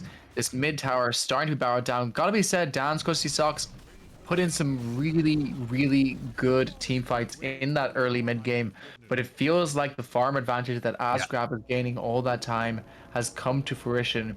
Their chickens have come home to roost. The seeds they planted are ready for harvest, and they're ready to go down this top lane. Yeah, no, they've done pretty well considering this is their first time ever playing together as a 5-stack. I'm pretty sure. I checked their games, but this is their first time together. These Imprint guys, yeah, I know. It's incredible. Yeah. You'd think they'd be playing for ever. Imprint moment, courier feeding to tower. Yeah. That's not an imprint There moment. we Imprint moment is go. when they run high ground and get 5-man wipes. We'll have to see if that happens this game. You guys might be watching at home thinking this game is over. You underestimate Imprint. See, they have two options. The first option is they run high ground and wipe themselves. The second option is they're so scared of running high ground and wiping themselves, they allow the enemy team to farm so much that they win. Yeah. BKB So, now. Oh, OD. This game though feels a little bit almost Twice impossible Venge, for them. never mind. Nice. A nice blink from PK doesn't quite connect onto that Venge in the end, so still gonna siege down this top tower. Cherry Ghost building towards that BKB, but won't have it for the foreseeable future. And while he's trying to get that, this top tower is being pushed in, and I see no reason why they back thereafter. Yeah, it's a tale of two BKBs here. Weaver needs his BKB very badly, but OD has his BKB, and I think BK is saying like, I'm as strong as I want to be. Let's just go for this. Indeed, and they pop that out of dragon form and they move in onto that tier 3. They have the Viper to stand almost as a second tower, but Asgrav not too concerned right now with that Aegis. 29 seconds left on it though. He has, however, gotten a big item in his backpack ready to use, which is that Chrysalis. Going to really pump damage into this next fight when he puts that in. They decide in the end they're going to back off on that fight, interestingly. They don't want to risk dying without Aegis based on that timer. So the Aegis just going to time out and Imprint halt it in their march for now. Yeah. Well, Dawnbreaker always has ults. She can always come back to the game. But yeah, now Imprint have done exactly what they wanted to do with the Sagas. They got, like, because they weren't going high ground with the Sagas, it would have been too difficult for them. But they got all the tier 2s. And now there's Dance Crystal Socks. They know the Aegis is down. Let's smoke out. Let's go for a kill. Yeah, but, they really need something big from the smoke, but Humble Foxy tries to break it, but manages to cross out seeing him. A PK could be in some huge trouble here. He doesn't see the oncoming rotation. They're in on top of him. The swap goes on top of him. The follow-up with the ult disruptor. PK is dead in moments. A fantastic smoke there from the side of Dan's Crusty Socks. Gets a really important kill on that Outworld Devourer. What? That was a very nice. If they ran into Socks, there was no way they were going to kill him because they would have been confused and not realized that he had Invisoon. So that would have been very unlucky. But instead they went into OD. PK not able to press BKB in time, and they just instantly. There's a very nice swap. Just like blow him up as fast as possible because if he gets BKB off, Imprint will TP to tier 2, and it could be a complete disaster. So yeah, very nice by them. And there's a nice ward as well, just bottom out as well to be placed there. Indeed, go here onto the Dawnbreaker. Follow up from the Timbersaw. He's not done quite yet, but the shards from Humble Foxy somewhat delaying it for a second or two. Will it be enough? It looks like it might, but Cherry Ghost not done yet. But Asgrav's here, and he's very, very large. There's no almost OD. a database finished on him. He does so much damage. No OD, but I think once again, with just the BKB on this DK, they could potentially do this. But hang on, he's being kited for days with the break coming out from that Venge ulti. They throw out the ult on the Dawnbreaker. It's on top of all of them. A massive, huge Starbreaker on top. And in comes PK. He has been back now. It is a 1 for 3 so far in favor of the side of Dan's Crusty Socks. And Enigma looks like he's going to make it 4. A ginormous fight off the back of a really, really good distro ult. Gets them that, but PK, he's still alive. He's ready to fight. He could potentially turn this if he's not caught out. Does try to go through that portal, and the Timber goes too far, meaning that he is able to escape there on the OD. But in the end there, can we see the fight recap, please, Millions? Thank you. In the end there, a 4k swing for the side of Dan's Crusty Socks. A very necessary fight, and one that not only halts the march of Imprint, but enables them to do some tower damage of their own. Unfortunately, right now, no shard in this Viper, so they're pushing. I hope they don't stick around. I hope they just. This could be bad if they stick around too long. But that Indeed, was it could be. that was a lovely fight by Dance Crusty Socks because they recognized that OD was not in the game. Oh, he might find him. And he just go for this 5v4 fight and input of 3 BKBs and Dance Crusty Socks have 0 and they still won that fight. That was very impressive team fighting, and they wisely, I believe, back up there because Input were ready to take that fight even though OD was top. And I think that would have gone very bad if they tried to take that tier 2 tower. Honestly, the Lotus Orb on the Timber just carried that fight for them. There was DK stunned himself. Tusk Snowball got reflected. Like, it was just so rough. Like, they made their big jump on the Timber and he was just safe for so long. Yes, Timber did everything right there where he's just like, he manned up against the Tusk and Dawn and he's just like running at them and just be like, all right, come and get me. And like, Imprint had no answer for it, even though they have the BKBs and everything. Very nice stuff. Looks like Imprint are ready to try and regroup those Skull here with the follow-up swap. If they decide to make a go onto the Viper moving into quite dangerous territory. Instead, they spot this Timber under ward, so it seems like that might be the go instead. PK is here. He chooses to take the Watcher first. Looks like he's in a lot of trouble now on this Timber. Say your last rites. Get yourself a mask card. A 1, a 2, a skibadoo. Down he goes. One more orb is all it's going to take. A very nice kill there for PK. A solid 500 gold going into his back pocket from that, and they're able to claim the outpost thereafter. Yeah, very nice by Imprint. Just been like, we don't care that we lost that fight. We're just going to run at you again. And you know, what are you going to do? And yeah, Dance Crusty Socks have no answer for them at the moment. And that's Axe finished up for OD. How do you kill him? Yeah, I was going to say this. It is a case of maybe you ignore him or like deal with him last. But it's actually, apparently the OD Axe does not go off if you're broken. So the Viper ult maybe actually. The other thing I was going to say is that they've gone, they haven't put much money into the back pocket of this Disruptor, which I honestly think this game, despite the fact that it's a 5, it's really important you get some farmer distro this game. Having an Aghanims on distro versus those BKB carries and versus that Ags is so important. I was going to say, actually, Imprint are so BKB reliant. Yeah. Yep. They have 3 BKBs, BKB on DK, BKB on Dawn, BKB on OD, and these are pretty early BKBs as well, so their number is going to go down, their duration is going to go down as the game goes on. But yeah, the Disruptor has no farm at all. It's very difficult for him to get an Ags, but we'll see how he does. They're looking out now, but I don't think they realize that Roche is up. They might be able to see Kian here. He is walking towards this jungle camp in the mines. Could be caught out if this Viper ventures a little bit further. A nice scan there. They do catch that Roshko. But Enigma might go down for this. All of the moving Cherry Ghost does show himself on that wave, which potentially makes Kian want to get out of there. So unfortunately, that show does mean he's able to get out of there. But hang on, they pinged him. He's been spotted. He's standing still as well, which means that he is purchasing items. I don't know what he's doing. AFK? Oh no, it's Enigma 98 is not responding. Follow up with the ultimate as well, but once again, no Aghanim, so he is able to get that off, but taking so much damage, he's likely dead quite quickly here on Enigma. But a follow-up with that shard from that Grimstroke means that he heals up and survives that. And the follow-up with the hammer from PK means that's now the side of Dance Crusty Socks who are in trouble. A triple kill for PK. Only Lamb's left alive now. PK decides to farm a camp in the middle of killing the Viper. Does get that ultra kill. A really nice fight there for the side of Imprint. I can say one thing. Thank Christ it wasn't a Rampage. We'd never hear the end of it. Yeah. I don't know. I think what happened there is that they smoked up on Dance Crusty Socks to like push out top and try and get a gank. And they were like, oh wait, maybe Roche is up. They scanned Roche, realized Roche was there, and they didn't think Dawn was there. And it was only later on the Disruptor spotted the Dawn. They decided to go on him, but it was too close to tier 2 and it was too late by then. Because by then they had the Roche Dawn, the Aegis on DK, and they were That was such a good call by the Dawn to turn and fight us on. Yeah, nice BKB. Just like let's go. And going in as well, not trying to kite, like just trusting in the passive, getting crits, killing people. Yeah, once you got on the Disruptor, it's just like, oh, you're just gonna 1Q and Disruptor's dead, and doesn't matter what item he has unless it's Aeon Disc really. So yeah. Very sad stuff. Roshan's banner down, meaning they're able to push this reckless abandon. PK cut out though. He does not have Ags. the Aegis, but he does have the Ags. The Ags gives him a bit of survivability. He has the slow coming out from this Grimstroke, but it's not enough to save him. Follow up with a fantastic glimpse coming out there from that Disruptor as well, means it is a 3-4-0. They do take that bot tier 3, but the fight in exchange turns over 4k gold into the back pocket of Dan's Crusty Socks, and has almost given Imprinting. a 2 Cherry Ghost to get that Gillespie. And yes, Imprint Gaming, baby. This is inference to a T. They get Aegis, they get a 5-man wipe, they get everything they want, they go high ground, they somehow lose.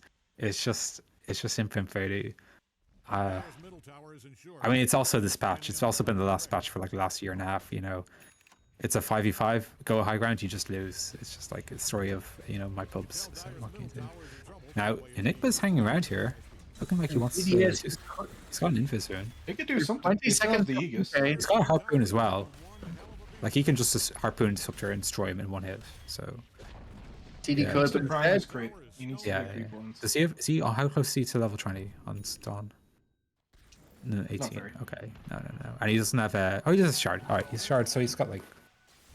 Clean. He's going AC. That's going to be pretty brutal for the supports on Crusty Socks. Let's see how the items are going. Now, Imprint are probably just going to regroup and head down the lane once Ult is back up on DK, because there's nothing for them to fear again with the Aegis. But yeah, maybe that sort of high ground push will teach them a lesson, teach them maybe not to go high ground. Yeah, so I mean, fast.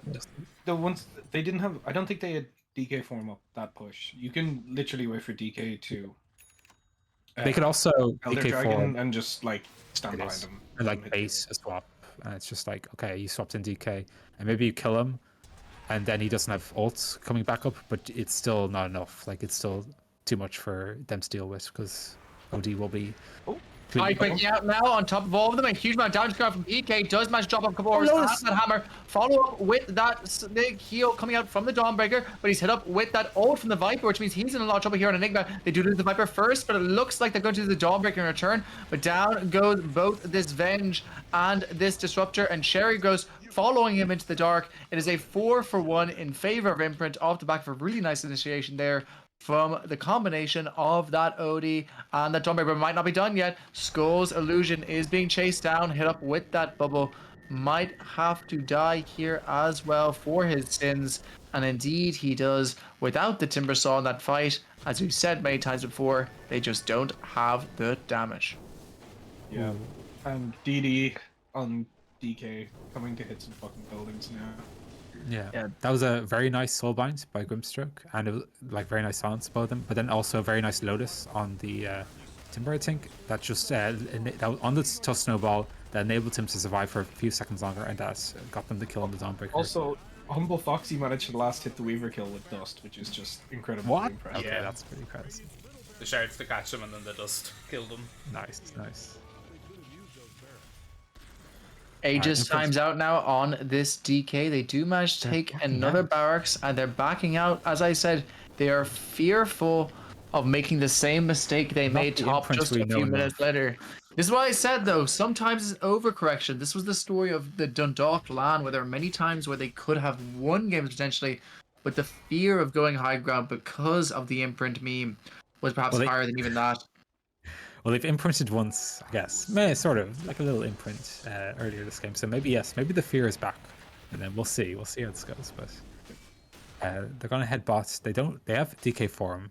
And they could just hit high ground without Aegis. It's going to be quite a while. 3 to 6 minutes before Aegis. Well, 2 minutes before Roche respawns. So see if they take their time here. But it looks like they're ganging up to go.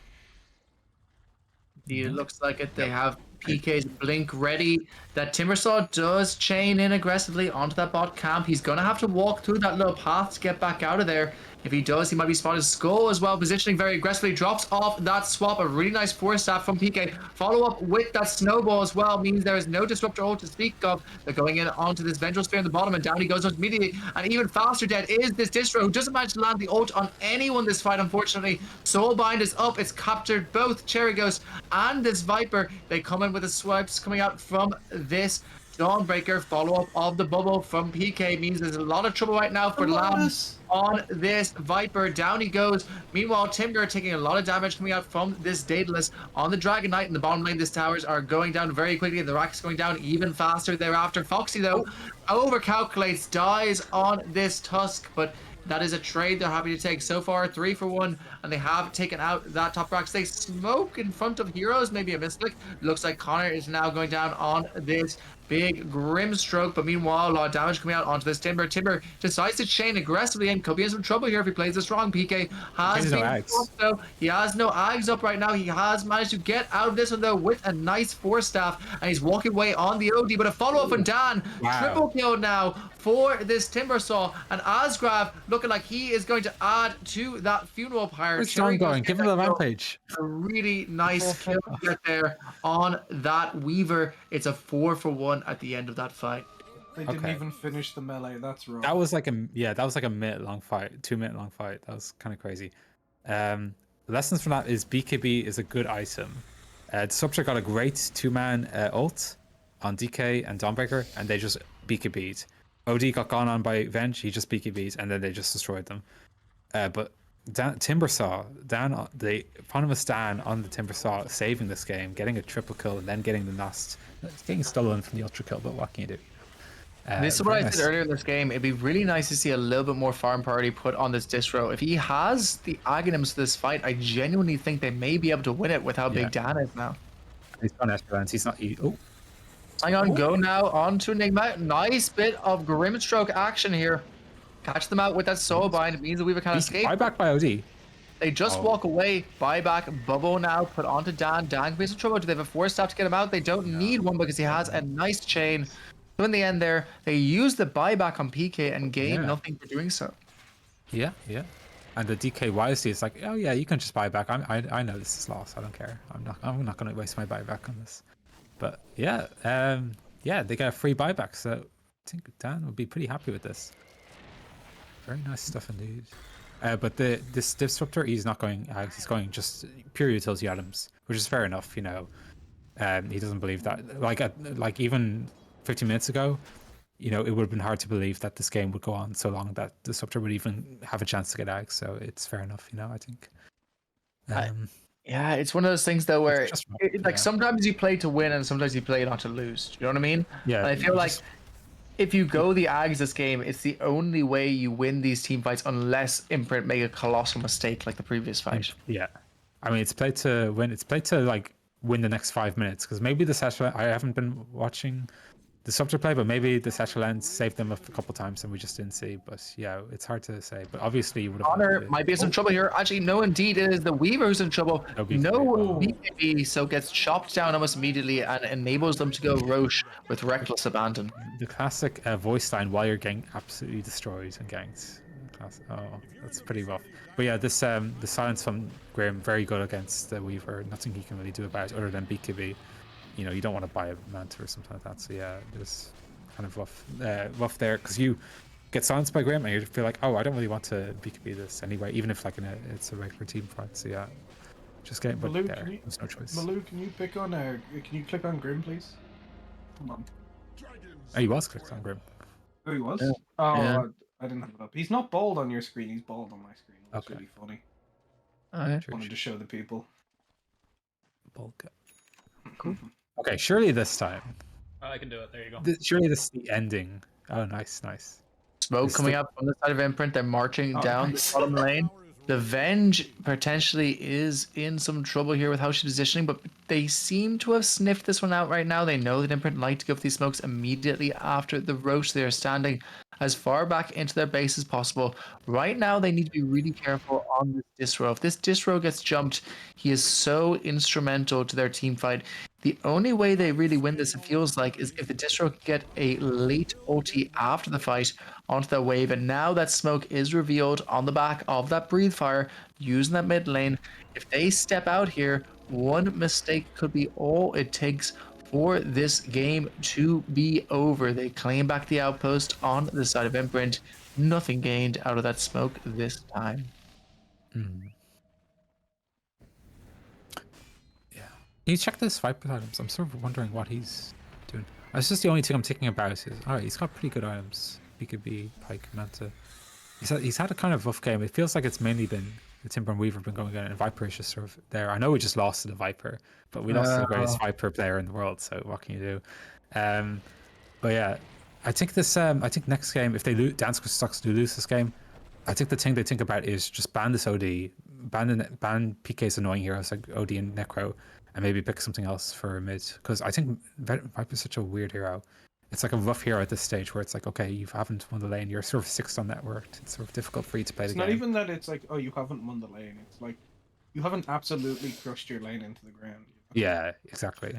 Because like every other hero, every other mid hero in Vogue, farms faster than you. You know, and is more useful than you late game. So it's like Husker tier, except Husker's probably better.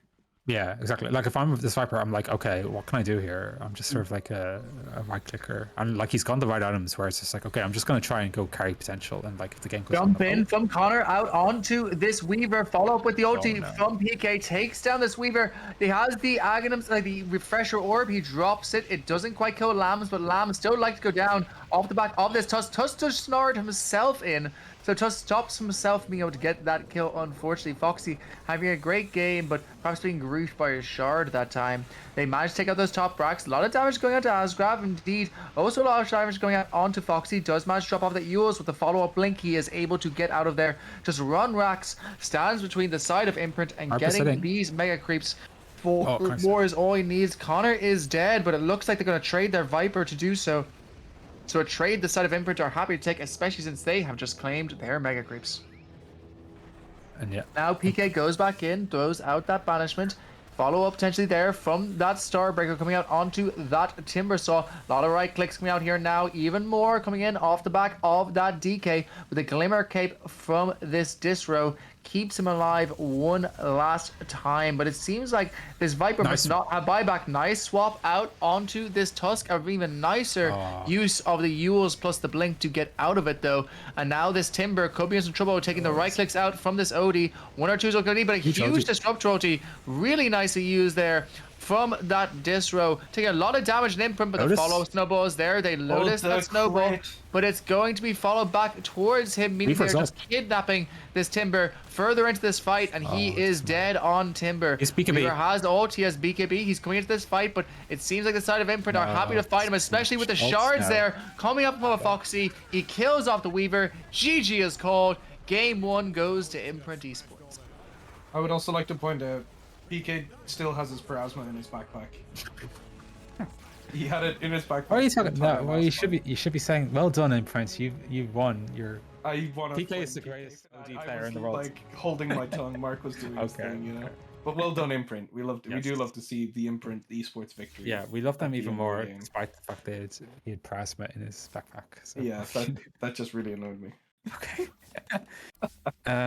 No, pretty well played by Dance Crusty Socks as well. They gave Imprint, who are the favorites for this fight, a really good shout for this game. So hopefully, I'd like to see them do a couple things just a little bit better next game. Ban the OD, pick something else mid. And yeah, I'm scared of the Timber. I think if I'm Imprint, I'd ban Timber, but we'll see how things go. They could pick a bit meta carry, but I'm pretty impressed with Dance Crusty Socks. I think they're a team to fear if I'm in Div 3 for sure. They're to play. Sure. Yeah. Marky has muted himself, so I'll say goodbye. Don't worry. Okay. We'll see you again. See you again. Well, you won't see me again. I'm going to fucking bed. Are you going to bed? You'll What time is see it? Run and Tell at least for Hell yeah. game 2. Maybe. You'll see me. All right.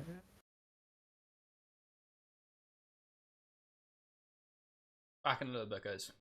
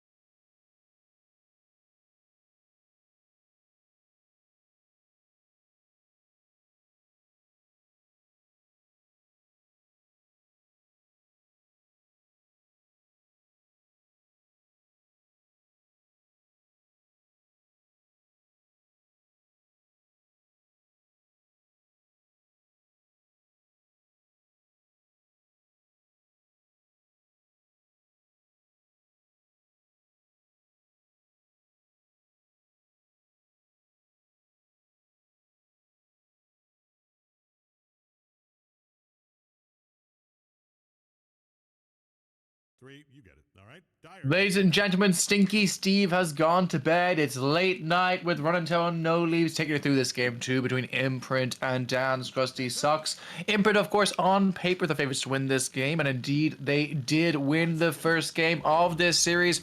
But Dan's Crusty Socks put up one hell of a fight and proved themselves to be a force to be reckoned with, largely off the back of the Timber Saw played by the eponymous Dan.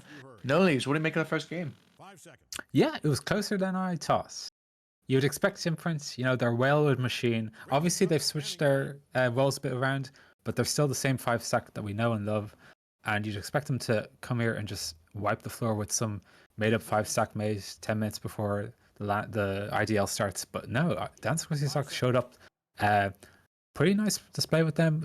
A few players who we know and love who've been here for quite a while. Cherry Ghost, Skull, and Lambs have been on ITK. Dan was on a team with Friendship and Gaming, I think a year ago in previous Stubland 2. Aaron in, it's a completely new team. I think that was his first competitive game or whatever, but he did pretty well in Subter.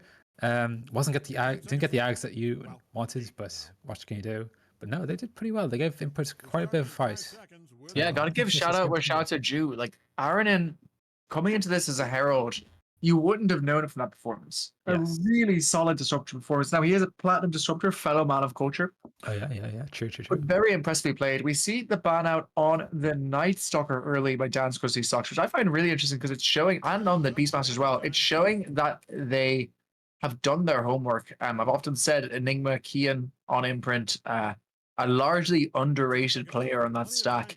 And these are two of his favorites. So two nice heroes to knock out straight off the bat. You know, the side of Imprint, going for some very meta bans, knocking out the Dawnbreaker, knocking out the Lish, knocking out the Lina, sticking to their guns, it seems. Yes, that is true. And one interesting thing is that the Dawnbreaker has been banned by Imprint. So what does that mean? Does that mean that they believe Dance Crusty Socks are going to first pick it? Because they have first pick now. And as we know, that changes everything. One thing to point out is that Imprint did have choice of pick last game. So, you know, maybe that was the thing that won them the game, and everything's going to change this time, but we'll see. So, Indeed, it might no, be there's not going to be a Dawnbreaker this game, at least. Oh, and a Timber ban, respect ban to my boy Dan. I think it was Dan on the Timber Saw. Very well played, and they did not want to see any more of it. It's very nice to see respect already being shown to the new team.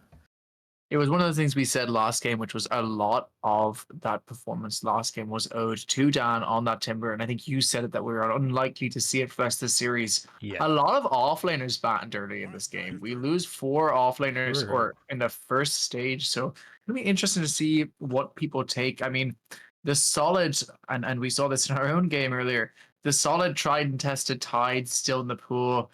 A hero that has seen some success, and the Shadow Shaman is the first pickup for Dan's Crusty Socks. Once again, one of those heroes where in pubs, not amazing, but in a coordinated team game takes on a whole new role when you're able to play around it. Yeah. Now, Shadow Shaman has been Conquerbar's most played soft support, or hard support rather, in 7.37. So I think that makes sense. It's just a block pick, but also if this is an Ireland pick, you know, just say like, oh, it's a, you know, fair enough. You know, it's a good hero.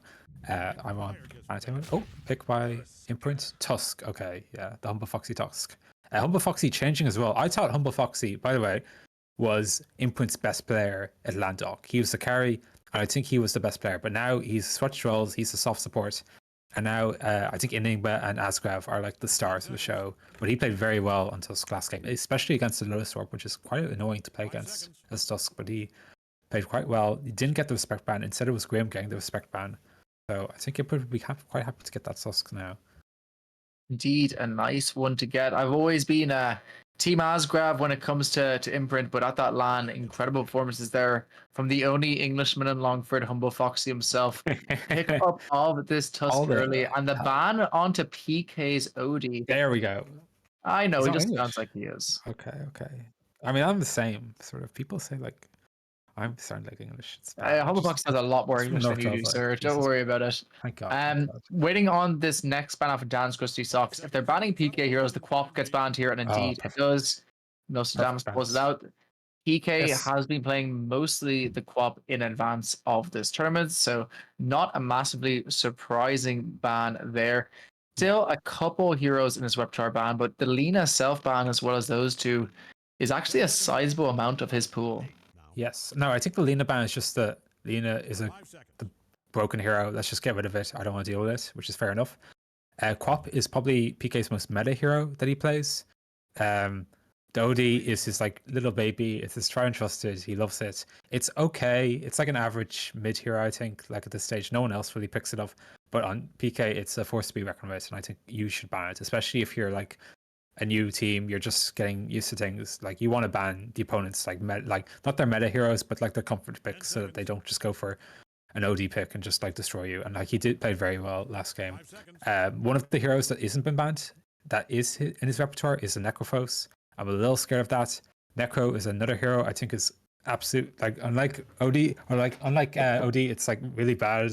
I don't like Necrophos at all, but it is his hero. It is another PK hero. Maybe you want to ban it, but we'll see. Imprint pick up the Jig hero. Okay. Yeah, an early pick for them. It's one they used to play a lot back when they had Sam Flipper Dolphin on the team. A very, very experienced Jack Row player. It's one that matches up really nice with Tusk, but the one PK hero that hasn't been picked yet, and this is a nice protection into it, the one PK hero that hasn't been picked yet, other than the Necrophos, is that Storm Spirit. And I think we know from our game that Jack Row Storm combination is kind of good. Yeah. Storm is pretty good. I think he also plays Puck, I think, but it's Puck and Storm. Or Sniper as well. Those are like the other heroes that are in his repertoire. They could also pick DK and sort of flex it mid, because I know he likes DK mid. But the DK get banned? No, it didn't get banned. Maybe you want to ban it out if you're Dan Squishy Socks. Or maybe it's going to get picked here, because it is in the pool. And Center gets picked up. Center on Dan, I don't think he's going to be able to do as much like carrying of his team as he did last game. Center is very much a one-trick pony. But maybe this next pick is very interesting. There's a lot of opportunities to kill Imprint if they split up again, so I quite like we'll see what happens now. So looking at the pick rates on PK, just to point this out for a moment, we have seen Puck in only 2 games, whereas we have seen 5 games of the Storm, almost as much as the Quap, on a 60% win rate. So I think despite the fact that you're facing into a Nyx and a Shaman, it might be something he's still considering, especially with the save from that Tusk. Yeah. No, true indeed. If you're Puck and Storm, you don't want to go up against the Nyx at all. But they could pick, well, they didn't pick DK. They picked Spectre. Spectre, a hero that we quite like quite a bit. It's a very strong carry. I think it's one of the strongest carries in the game. And now they've got this sort of same thing with the Dawnbreaker last game, where they're allowed to have one hero just play the map and do whatever she wants. And now she can just ult in. And so Imprint can stick around as 4, whereas Dance with Socks might be forced to play as 5, and then Spectre can just ult in. So it's just a hero that enables them to like get farm easily and like just play their game like much simpler. Just simplifies their game quite a bit. One of the things I really like about this Spectre pickup here is specifically the matchup into Shadow Shaman. So Shadow Shaman as a hero who likes to sit in the back lines, doesn't like to be caught on his own. Spectre has so many ways of killing that Shaman before he has fight impact. So a really nice pickup here. And the Legion Commander thereafter. So looks like they're expecting, from both the Spectre and the Legion pick, it looks like they're expecting quite a squishy mid laner and core coming out as these last 2 picks from Dance Crusty Socks, for example. We won't be seeing something like a Gyrocopter here. But that does open Dance Crusty Socks open to picking something a little bit more durable in both that mid lane and that core position. Something like a Life Stealer could be really nice here. That could stop that from being an issue. Yeah, that's true indeed. I think you're right about the squishy mid hero going to be on Imprint, because these are 2 very tanky melee cores on Imprint. So you're thinking maybe they will pick the Puck, or maybe they will pick the Storm or something like that. Or even like Sniper, something that will just be like, I mean, I don't quite like Sniper as much because I'd rather have a Spellcaster if I'm on Imprint, but something that will just be in the back lines. Now, I don't think they're quite as good against Nyx if Nyx gets on top of them, but even if Nyx does get the go on the Storm or Puck or whatever mid hero Imprint are going to play, they can just ult in and on Spectre and like blow him up or something like that, or maybe turn the fight. So we'll see what they're thinking about right now. But Dance Crusty Socks probably going to get the carry because they see the offlane matchup. They pick the Wraith King. This is what I was saying just there, which is that Imprint's draft is very much based around the idea of blowing up something squishy, and Dance Crusty Socks recognizing this, pick a very durable pause 1, which alongside the Centaur, you do struggle to kill the Wraith King at this point. You're going to have to pick a mid laner who's able to do so.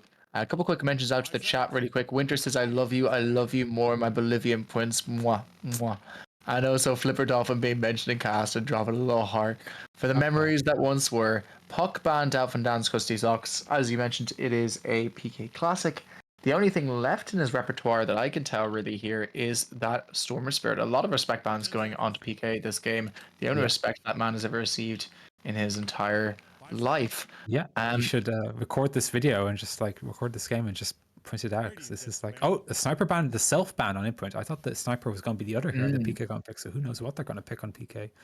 But you're quite right there, because now if you're Spectre, you're like, okay, I don't want to ult center, I don't want to ult Waking, like unless he's way far from Steam. Not really Nyx either. Yeah. So it's like, okay, you're really good against Shaman, because if you get, even if you don't get a Radiance, because your passive will destroy Shaman after like his facets and all that bullshit happens, and he runs away. So it's very nice against Shaman, but other than that, it's like kind of meh here. But then Spectre's just such a good strong hero, you might just ignore it. You might be like, oh, I don't really care about my ults, I'm just gonna tank up, get good items, and just be the biggest carry in the game, which at the moment he is. I guess he is a better carry than, or she is a better carry than Waking, but we'll see. I'm calling right now in the imprint comms is, they're fucking targeting me. Every single fucking band's on me once a fucking again. Yeah, it was the match of offlaner bans, and now it's changed to a match of mid laner bans.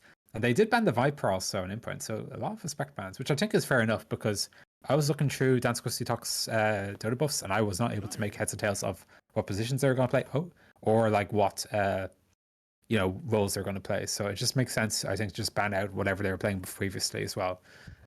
Zeus ban as well. Zeus is a very simple hero. I'm surprised PK doesn't play it. But indeed, likely to see a Storm ban here on this final ban. Give us a Storm ban. Give us a Storm ban and give us a durable mid laner. Honestly, no, it's not last pick. I was gonna say the Husk pick here would be crazy. They banned the Necro instead. They might take the Storm themselves. That's Storm is a lovely combo.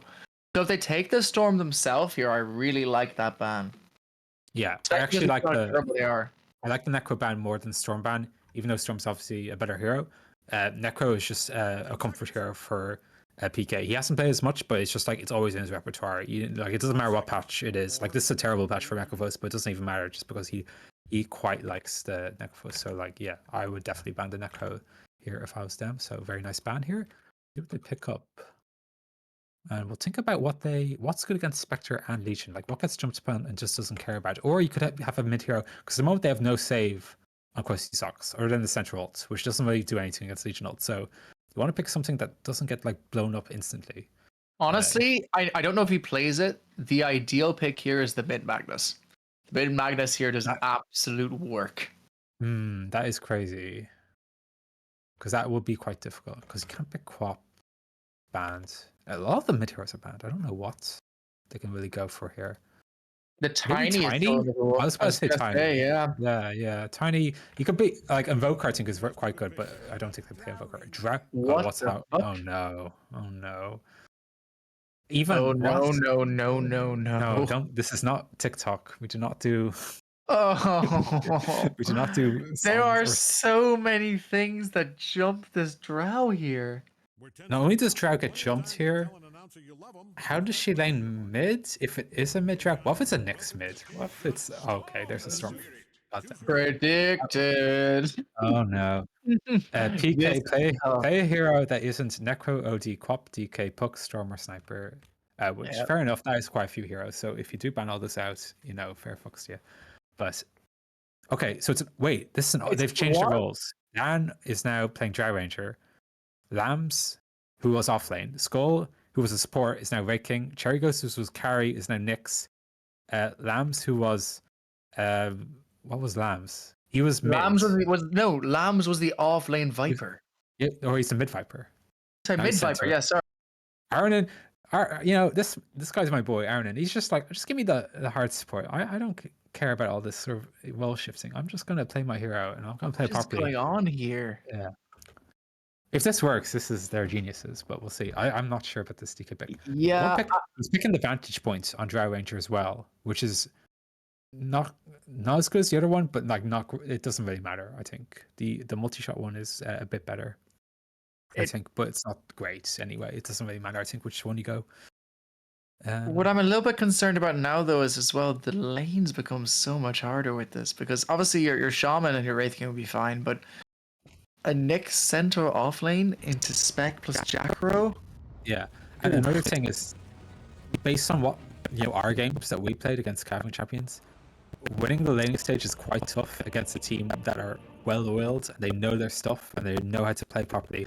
Just like what we saw with Wongs and Monkey King 2 days earlier, if you're playing against a good team that have played together a lot, it's just so much harder to win the laning stage. And now that you've made your laning stage that much harder, it's like, how are they going to go for this? Now, one thing I do like, they are spoken up immediately, and they're drawing lines, and they're like, we're going this, let's just go. So we'll see what happens here. A reminder, this is game 2 of Imprint Gaming coming up against Dan's Crusty Socks. You are watching the Div 3 of the Irish Dota League. That is essentially high legend and above with the odd ancient sprinkled in. I'm running down taking through this one with no leaves. If you're watching for the first time, welcome to Irish Dota. Don't expect professionalism, but expect a lot of fun. If you'd like to be part of the action, we have people who drop out every single league. And speaking of which, speaking of dropping out, they pop their smoke, but Conkabar does not respond to it in time. Kind of stutter steps in front of it, and now it looks like he's going to die. First blood as a result. Lambs takes that first blood, but Enigma pops off a giant moment of courage there from, overwhelming odds from that Legion commander, meaning that they take out that Drow, they take out that Nyx, and Aranin also in some trouble here. Does have the cluster truck, but doesn't manage to get out there. Meanwhile, they are able to now run down Lambs. Lambs might be in some trouble here. They have shards in 1 second. He's going to pop it out on this Tusk. And indeed, the pillars immediately connect. Really nice couple of games here from Humble Foxy. A lot of people were saying Humble Foxy MVP in the chat last game and starting this game in style. So they do feed a first blood, but when you get 4 kills in exchange for it and double runes, you take those. Okay, PK, calm down with the voice lines a bit. But yeah, that was a bit crazy. Very aggressive smoke. Broke when they were going high ground, and they did not care. They just walked up high ground, and it kind of worked for a second because Jakiro didn't seem to be paying attention, but it didn't matter because he was just maybe he was just being told by his team just bait. So they get the first blood, but then a 4 kill to Imprint. Not the way you want to start the game, but whatever. We'll see how this goes. Indeed, I want to see how much damage that Legion commander did in that fight. That one overwhelming odds. I think it hit all 5 heroes. It was all 5. That was crazy. If it was the old broken Legion that was first done in 7.37, I think she would have just instantly gone a rampage there, but not to be this time. Rampage with 10 million damage block as well. Look at this bottom lane. The Centaur Nyx. I am a little concerned about this. Now, Connor playing this a little strangely, playing it on the right side of the lane, which I don't know if I agree with. I think he should just be standing left and fucking with his Nyx, but he's giving Nyx permission to get his own camp as well as to block his when he has no reason to be scared of him right now. Yeah, if you're Nyx, you just want to get level 2 as fast as possible because the first few levels of Nyx are just torture. So just queuing hit Nyx and getting him out of the lane is just so beautiful. But yeah, Nyx is just a bit happy just to survive here, I think. Yeah, so a little bit of a mistake there from Connor not putting on pressure when perhaps he could, but Asgrab still firing quite well. Looking at these last hits and denies, things going well for both teams across the board. Imprint taking perhaps a slight lead here at the start. PK already up to that level 3. You have to remember lots of level advantage put out from that level 1 fight. PK places a ward while 3 creeps up behind him. Maybe Jar was watching. Who knows? Yeah, she might have saw on that one. Cherry Girl. Good. Go on. Oh, I insist, Mrs. Doyle. No, I was going to say, maybe Dan has decided to play mid because he knew he played quite well that game, and he's like, I want to carry my team. I don't want to play the rubbish hero like Timbersaw. So maybe that's what's going to happen, but who knows? Yeah, I don't want to play a rubbish hero like Timbersaw. I want to play a meta hero like Mid-Trow. Yeah, Mid-Trow. Doesn't Mid-Trow just seem like carryable to you, whereas Timber offline, it's like, whatever, you're just a meta hero. You want to be doing the right clicks. You want to be going, he got a triple kill last game, so maybe he wants a rampage this game. I mean, thinking about it though, there is some utility to this. Drow, naturally decent silver edge builder, which is quite nice into the Spectre. Yeah. If they get a bit of a lead, they can chunk off it, but it's 2k at 2 minutes. Not 1k, they're it's okay. Yeah, the bleeding.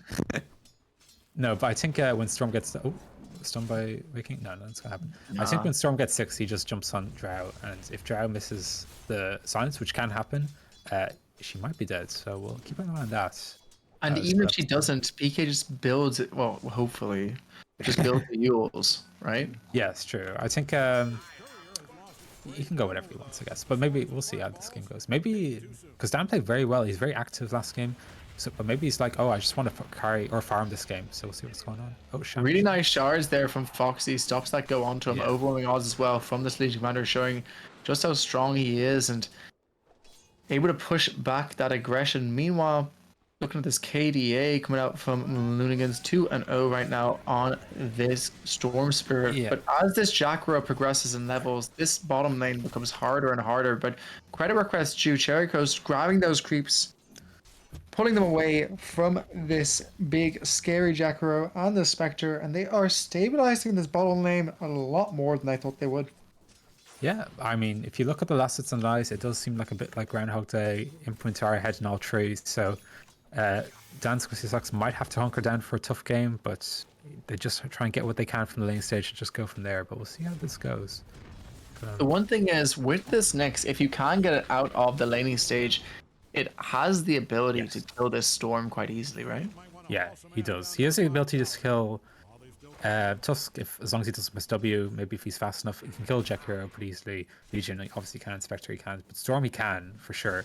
But it all depends on the Dagon timing. Sometimes you go Nyx and you just get a Dagon at like 17 minutes and you're like, oh yeah, it's fine. And sometimes you're just like dying for like kills. Oh no, the Centaur's gonna go down. Looks like a lot of trouble onto this Centaur, and Centaur gets chased down from both the slow on this Jackraw as well, on this Spectre, and down he goes. 5 for 1 now for the side of Imprint Gaming. Yeah, Centaur's got his item, so he just bought bracer wand, chainmail, so he's pretty tanky up. He's gone the horsepower talent, so he should fastest rather, so he should be okay. I think it is kind of tough game, but I think if he just gets enough, he might be able to tank up through all the damage that Spectre and Jakiro are outletting. And I think it's better as well for Centaur to die and just have rather than Nyx die, because Nyx wants his levels and just. You know, I think you want this Nyx to be able to do something in this game. The other nice thing to say about this Nyx is that if he can get to the point where he has the Dagon and Shard, getting the break out onto that Spectre could be really big for him. That is true. That's true. Because Spectre will obviously... Hang on, go now onto this Drow Ranger. She's hit in, she's used her Gust, and as soon as she's used her Gust, that is go time for the side of Imprint. Getting those free kills, killing spree now on this Storm Spirit. Can we see the networks now, please, Mr. Maloonigans? 3.6k into 2k on this Drow. Maybe go back to the last hits because it makes it look a bit nicer. But yeah, I mean, Storm gets level 6 and he just instantly jumps, and I don't even think he needs Tusk. Well, it would have been a lot tougher, but yeah, it's just the nature of the lineup. Like you pick this mid Drow, you're gonna have this happen. She's just gonna have to like play careful or play with Nyx on her all times, or like go jungle or something like that. But we'll see. I mean, she could honestly go jungle and just have Nyx take the lane because she's level 6. She can, like, she is usually like she is a carry. She's not really a mid, so she can like jungle pretty fast with level 6. So maybe just have Nyx take the lane. I'm not sure, but we'll see. DG now up on the Storm. Humble Foxy, he does manage to take out the ward. They're trying to contest the ward. I wouldn't suggest this in the Drow. You can die very quickly with a single jump from this Storm. Chooses to back out here, so doesn't quite get caught by that. But Foxy now moving into this top lane, moving towards that carry on the Wraith King. But Wraith King, with his 6 very shortly, is able to escape from that 7-man rooms coming out. Nyx camping his, Foxy camping his. Going to be a 1-for-1 exchange on those. Yeah, true. 4k lead for Imprint Gaming, but we'll ignore that as well, because who knows, anything could happen. Drow Ranger is starting to jungle a bit, which I think is correct, but I'd like to see Nyx just go mid and just take some creep waves and just get some levels. And it's obviously he might die, but like even if he dies 1 or 2 times, he'll still get some levels and some creeps. Maybe he can like hang on, go now out onto the Shadow Shaman. Duel is out. Shaman is very, very dead. He does have that fast, which means that they might not get the dual damage, but they still do get the kill. Let's see if he got that dual damage. He did not get it on that Legion. So Skull also staying alive. Only level 4 on that Wraith King, it's worth noting. Holy moly. He's going for the Radiance. Oof. Oh, he's going wait, straight Radiance. Ooh, straight Radiance with Burn Boots. I'm pretty sure you go at least Phase or Armlet. At least on Lifestealer, obviously you go Armlet first. It's so good on him, but maybe you can go straight Radiance. But on the Wraith King, but fair enough. I mean, once again, Humble Foxy is making the plays. Like he's the. I mean, I said he was the man to watch in Landog, but he's the man to watch again here. He's not the highest MMR player on Imprint, but he's the man who's making things happen. And he's got a smoke out mid. There's a haste from there.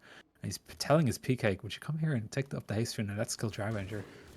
I will say Humble Foxy is probably the only Imprint member with which I have a positive win rate.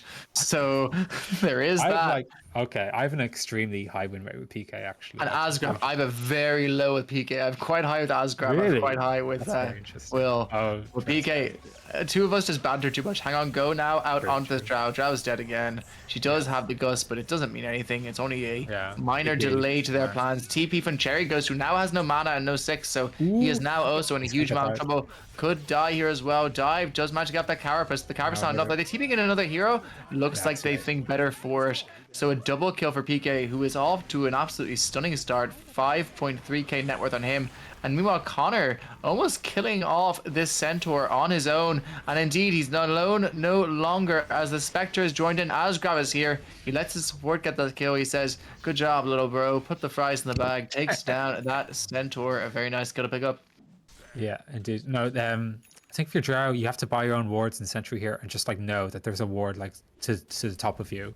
You have to keep an eye on this Tusk. There's a nice ward top that's keeping an eye on Tusk when he's in the lane, but not when he's like moving mid. And you can't like farm properly mid if you can't see this Tusk because he's just making everything happen.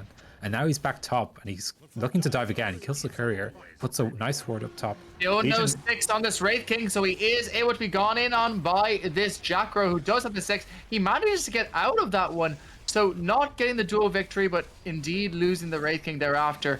Aaron in also looking like he's going to follow him into the grave here, so a 2 for 0 in this top lane.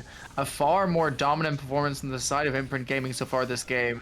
10 minutes in, 6k net worth lead with what is it now, 12 and 1 on those kills. Yeah, Imprint's top 3 of net worths. Wraith King, no 6. He's got he's bought the Talisman Innovation, and like he bought it out, I guess. I can't even remember if it's yeah, it's in the shoe shop. So he bought that out before the Valk just to make sure he doesn't lose some mana. But Imprint, they're smoking up. They see Drow Ranger hit creeps, and they're like, "How dare you hit mid? I'm gonna kill you."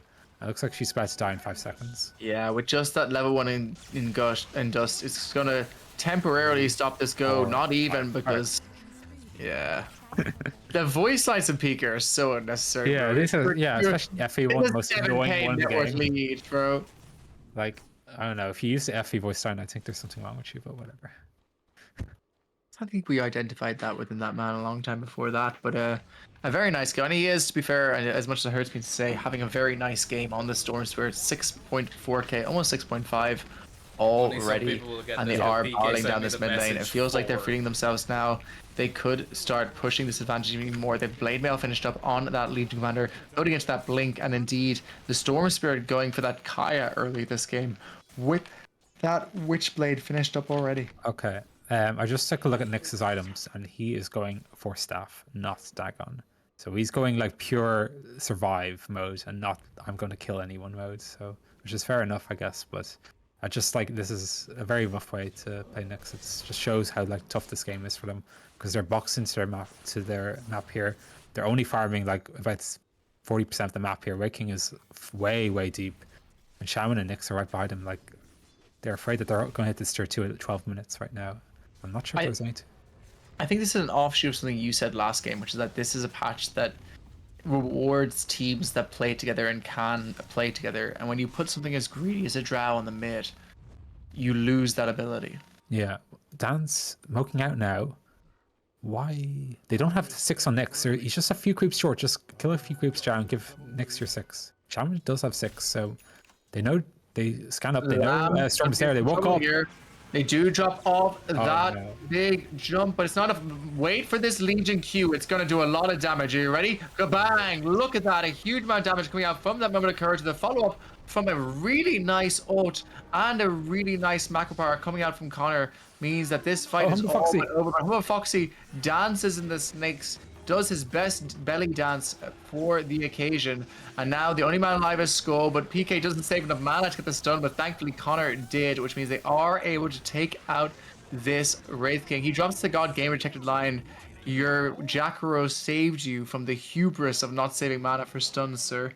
But they do manage to get that wipe. Another really nice fight for the side Yeah. of Imprint. Well, Nyx just got 6. He did not get a chance to use Vendetta there. The Tusk was able to snowball the stun, the Waking stun, so he wasn't able to get basically that just went disastrously. Storm was doing the perfect thing. He was on high ground. They knew Storm was there, but he broke the smoke, immediately zips out, and then goes back in. And the Legion didn't even need to duel. She could just she doesn't have a blink dagger, but she doesn't need a blink dagger if they just walk into her. She got a huge Q off, and then she just picks off the stragglers. So I think a 6k lead became a 10k lead in about 2 minutes there. So that's very rough now for Dan. Indeed it is. And now that win rate graph climbing like the hill of a roller coaster. But as Imprint have shown before, even with such great heights, they will come down now. They say at some point if a mistake is made, 10k at 13 minutes. Nyx tries to make it go onto the Storm, but no ult pops. The Storm just makes like a sheep, gets the flock out of there, and they are able to start pushing in this mid lane. This Legion Commander very close to that Blink Dagger, just 600 more gold until they have that on Enigma. And when he has that, this game becomes a lot more difficult for Dan's Crusty Socks. Oh, they're pinging the Legion now. Nyx is TPing in. They see Nyx CP in on Legion. He's got so many heroes behind them, though. They might be able to kill the Jackro. The Jackro might be a sustainable kill, but the follow-up from Foxy means the Jackro stays alive and now can drop the macro power if he so wishes, and indeed he does. Looks like this Shaman has no way into the fight. He is all but dead at the start of it. Oh, he's alive. He manages to get out of this one, so they do still lose their strength before this.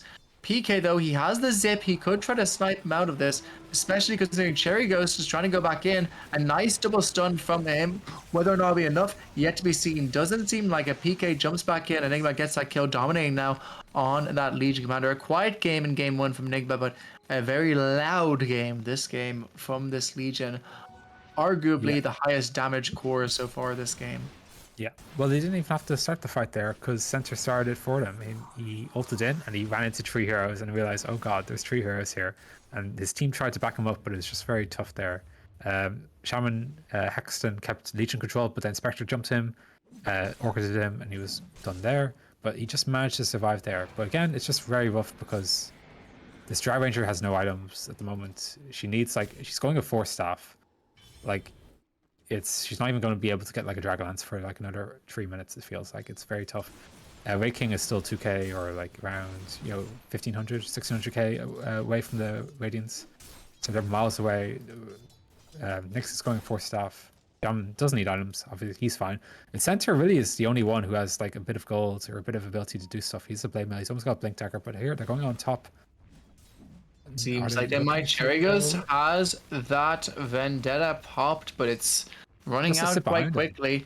He's losing his Scuttle benefit. His Scuttle benefit is all but gone right now. PK sitting behind that tower. They have this Legion Commander, and importantly, this Legion Commander has a blink this time, which is going to make the initiation of the fight a lot easier. Jumping from PK onto 2 heroes. Cherry Ghost, though, perfectly times this, but a great save there from this big macro power ice path from this Jackro. Connor playing out of his mind this game. Follow up with the duel immediately onto Drow as soon as she joins this fight. A pretty rough initial go from PK is saved from a perfect play from this Jackro. And the Centaur is coming in to save the buddies. And he's doing a lot of damage onto Enigma, but Enigma has that shield built up from those overwhelming odds. Follow up with a snowball coming out from this Tusk.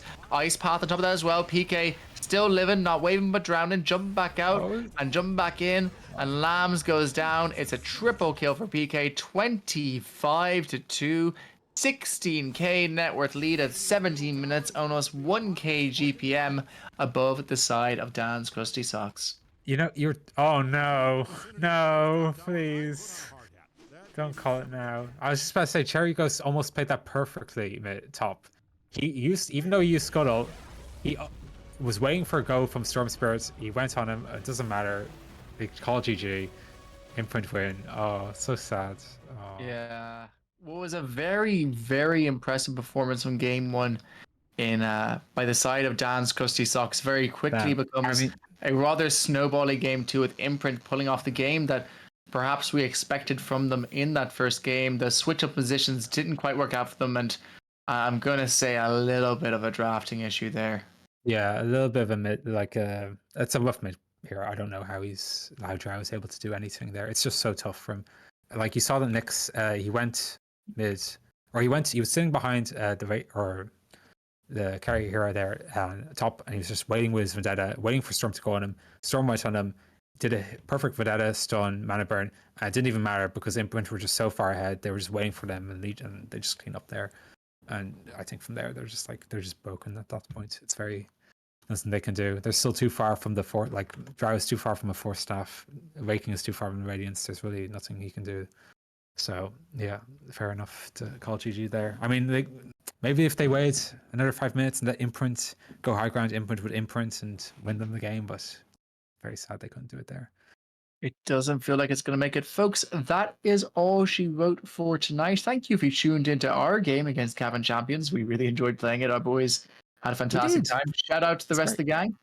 Shout out to the casters as well, and the Malou for observing, and I think it was Niall and Niall, yeah, for casting that. And they did a great job. I tuned in towards the end of it after we fell, and they did a really, really good job. So shout out to those two guys. Shout out to Malou, who pulled out a 4-hour shift tonight, to Stinky Steve, who joined us in game 1 of this game, to No Leaves, and of course to all of you at home who could have done anything tonight, could have watched the newest season of Name X show that I'm unaware of, but chose to spend with us instead. Thanks so much, folks. Irish Dota forever. This Sunday, catch us at, I believe it is going to be, let me double check here. I'm going to check the time, not Taylor's Angels. Time is 7 o'clock. Catch out Taylor's Angels versus Kobold Camp. Should be a really fantastic game. I'll be casting that one myself. So if you're around, please do check it out. Sunday night, always a nice time for Irish Dota. Folks, we'll see you later. See ya.